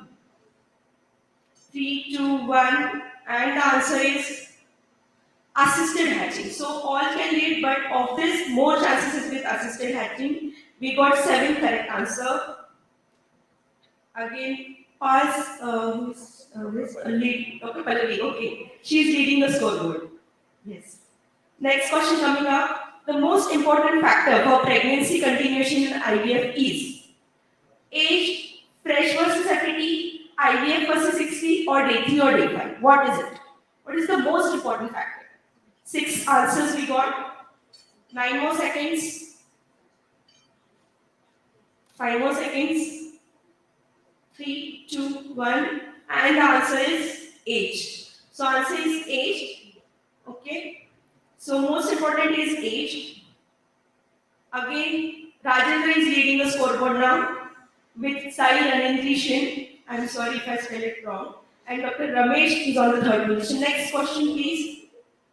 Subserous fibroid with more than 50% intramural component, FIGO stage is. I have given the clue also here. So what is the stage? Answer is in the PPT actually. What is the answer? 5 more seconds. answer is it is stage 5. So more than 50%, it is answer was there actually in the slide, it was there. So when it is more than 50% intramural component in the subsequent fibroid, it is 5. If it is less than 50%, then it is 6. And completely subserous is 7, like that. Next question, again, Ramesh sir is leading the scoreboard now. Rajendra, Sai Ranindrishan in the 3rd position, Pulse and Ravi on 4th and 5th position. Next question coming up. What is the most widely known mechanism that accounts for impaired spermatogenesis seen in varicose? Is it scrotal hyperthermia, reflex of renal and adrenal metabolites, angle of insertion of left internal spermatic vein, or release of norepinephrine? We have 6 answers, 7 more seconds. Buck up all of you. And the answer is scrotal hypothermia. So all candidate mechanism, but most widely accepted mechanism is scrotal hypothermia. So we have got 8 correct answers. Again, Dr. Ramesh is leading the scoreboard. Next question coming up. 7th question. In LUF, all is true except. So we have to choose the wrong. Hyperprolactinemia can be one of the cause. Dual trigger can help. Delaying trigger can help, and NSAID have no role. What is the correct answer? Sorry, what is the wrong? 4 answers, 4 more seconds. So NSAIDs have no, NSAIDs do cause LUF. So NSAID should not be given in the patients who have known LUF or leukinase unruptured follicle is known complication. In those patients, we should avoid NSAIDs. So this is the message from this question. Next, Ramesh sir is again leading. Rajendra, Sai Ranindra in the 3rd position. Next question coming up. True or false? Progesterone luteinizing phase support is beneficial for the patient undergoing ovulation induction with letrose plus gonadotropin IUI setting. Is it true or false? We heard this with Pratap Kumar sir's talk also about luteal phase support. What is true? Should we give or should we not give? To do or not to do? 9 answers. And the answer is yes, it should be given. So luteal phase support is indicated in the patients where we are using gonadotropin. Here luteal phase support is beneficial as studies are saying. Again, Ramesh sir is leading the scoreboard. Sai Ranindra has come to 2nd position. 9th question, IVM, all is true except. So consists of retrieving immature oocyte, can be used in the patient with previous history of OHSS. It is an experimental strategy and clinical pregnancy rate is same as IVF. So what is wrong in this? 5 answers we have got. And the answer is clinical pregnancy is not same as the conventional IVF. So clinical pregnancy will always be lower because the number of oocyte that we retrieve are always less. That's why the clinical pregnancy rate will always be lower in case of IVF as compared to conventional IVF. Next question, Ramesh sir again leading the scoreboard. Next question coming up for you. To prevent the adverse effect of long-term GnRH agonist in the uterine fibroid, what we can give? Danazol, raloxifene, tranexamic acid or calcium supplementation. To prevent the adverse effect in long-term GnRH agonist, what we can give? 6 answers, 7 answers, 5 more seconds. So answer is calcium. Of course, we should give the calcium support for this patient because there can be osteoporosis and these patients with oncologist, we should give the calcium support to them. So again, Ramesh sir is leading the scoreboard with 6,000 points.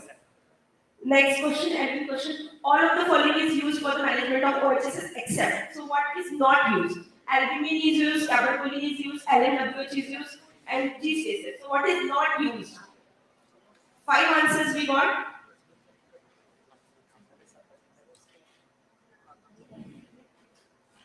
Three more seconds. What is the correct? So GCSF is not used. Other all are used for the management of OHSS. We have been discussing about this in the today's day. Again, Ramesh sir is leading the scoreboard. Sai Ranindra is on the 2nd position, followed by Pars. Pallavi, Dr. Pallavi. 12th question coming up. Hyperechoic bands traversing the endometriotic cavity presence of skip lesion is noted. I have put it the picture also. What is this? Adenomyosis, endometriosis, Asherman syndrome, or scar endometriosis. Diagnose this condition. What is it? So there is a hyperechoic band. It is traversing the endometrial cavity, and there are skip lesions also. There is a severe hyperechoic bands are there. What is it? And the answer is Asherman syndrome. It is not adenomyosis, dear friends. It is Asherman syndrome, which is traversing the cavity. So it is typical diagnosis of Asherman syndrome. So again, Ramesh is leading the scoreboard. Next question coming up, 13th question, the genetic analysis of pregnancy tissue.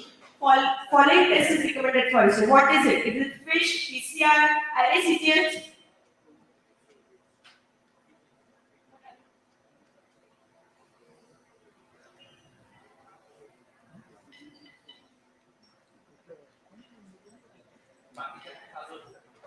Yes, and none of them. So answer is RACTH. Only 4 of you have done correctly. So recent essay guideline is saying that RACTH is the genetic analysis testing of choice for the pregnancy tissue. So this question coming up from essay guidelines. So again, silent injury has come up on the top. 14th question coming up. FET cycle when compared with the fresh ET have increased risk in all except large for gestation is, small for gestation is, PIH preterm. So what is the difference between fresh and frozen embryo transfer? So all is true for FET except 5 answers, only 6 answers. Backup guys, 8 answers. So it is small for gestation. Small for gestation is more common with fresh transfer, not frozen transfer. So these are again references from the papers of Ashray. Side and injury is on the first position, followed by Pallavi, Dr. Ramesh is on the third position. Which of the following feature is not a USG finding? It is not a USG finding, guys. American acne, irregular endometrial myometrial junction, linear striation and parallel shadowing, and symmetrical thickening of anterior posterior wall. So what is not the finding? We have only 5 answers coming up. Adenomyosis we want to diagnose. I put the picture also to have a clear 0 seconds. And the answer is symmetrical thickening. It is always asymmetrical thickening in the case of adenomyosis, dear friends. So here we have learned about the USG finding of adenomyosis also in this question. So again we have side and at the first position, followed by Pallavi. She is on second position. Dr. Ramesh, Dr. Rahul Chavan has come up with 4th position. Bhaskar on the 5th position. Nice, guys, come up. So most common chromosomal abnormality in the couples with RF, recurrent implantation failure. What is it? Is it inversion, translocation, mosaicism, deletion? Two answers we have got till now. So in RF, what is the most common chromosomal abnormality? What is it? Is it inversion, translocation? What is the most common report that you get? So it is translocation. Most of you are given inversion, but it's not inversion, dear friends. It is autosomal dislocation, that is translocation. Again, we have Pallavi reading the scoreboard now. Next question, I will just quickly go. 17th question, which among the following is a hysteroscopic evidence of chronic endometriosis? I put the picture also. Hyperemia, micropolyps, stromal edema, all of the above. What is it? In the chronic endometriotic hysteroscopic finding. Actually, the question is based on the triad. The answer was all of the above. All of the above is the finding. Again, Pallavi is leading. Side and entry on the second position, followed by Dr. Ramesh. Next question. True regarding Poseidon group 2 is all except. I have put the answer also. So less than 35, more than 5 FC, more than 1.2 mH, and none of those. So what is Poseidon group 2? All is correct except 5 answers. You can see the clue and answer also. Group 2 is actually, group 2 is more than 35. Group 2 is more than 35.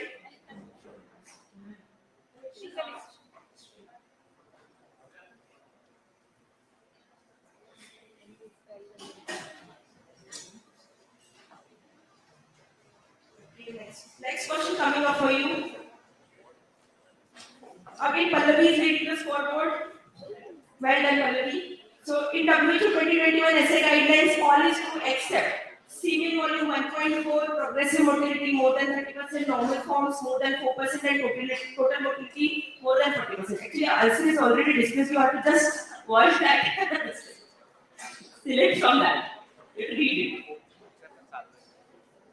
So the answer after displaying also many of you are going incorrect. Actually, it is total motility more than 40% is not a correct answer.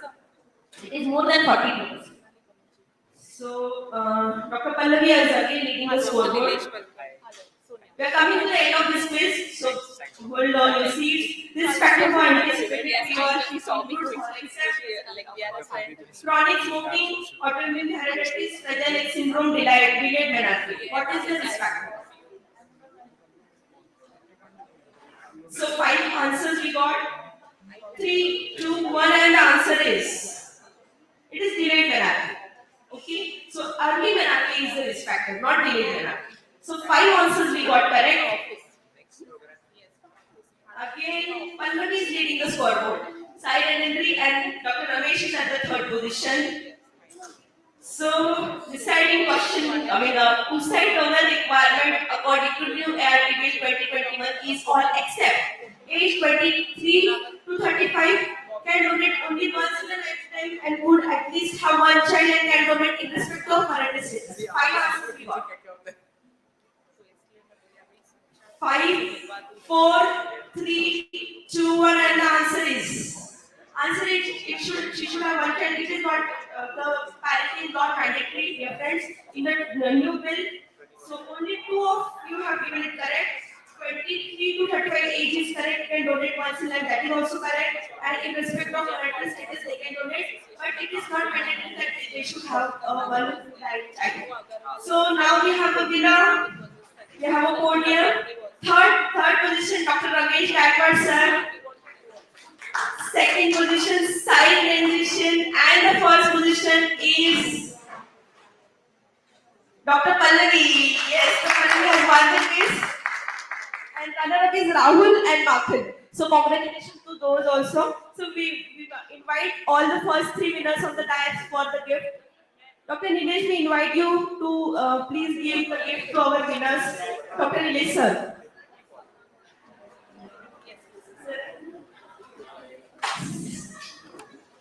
Sai Ranendri, Dr. Ramesh. Sai Ranendri, please. Come, please.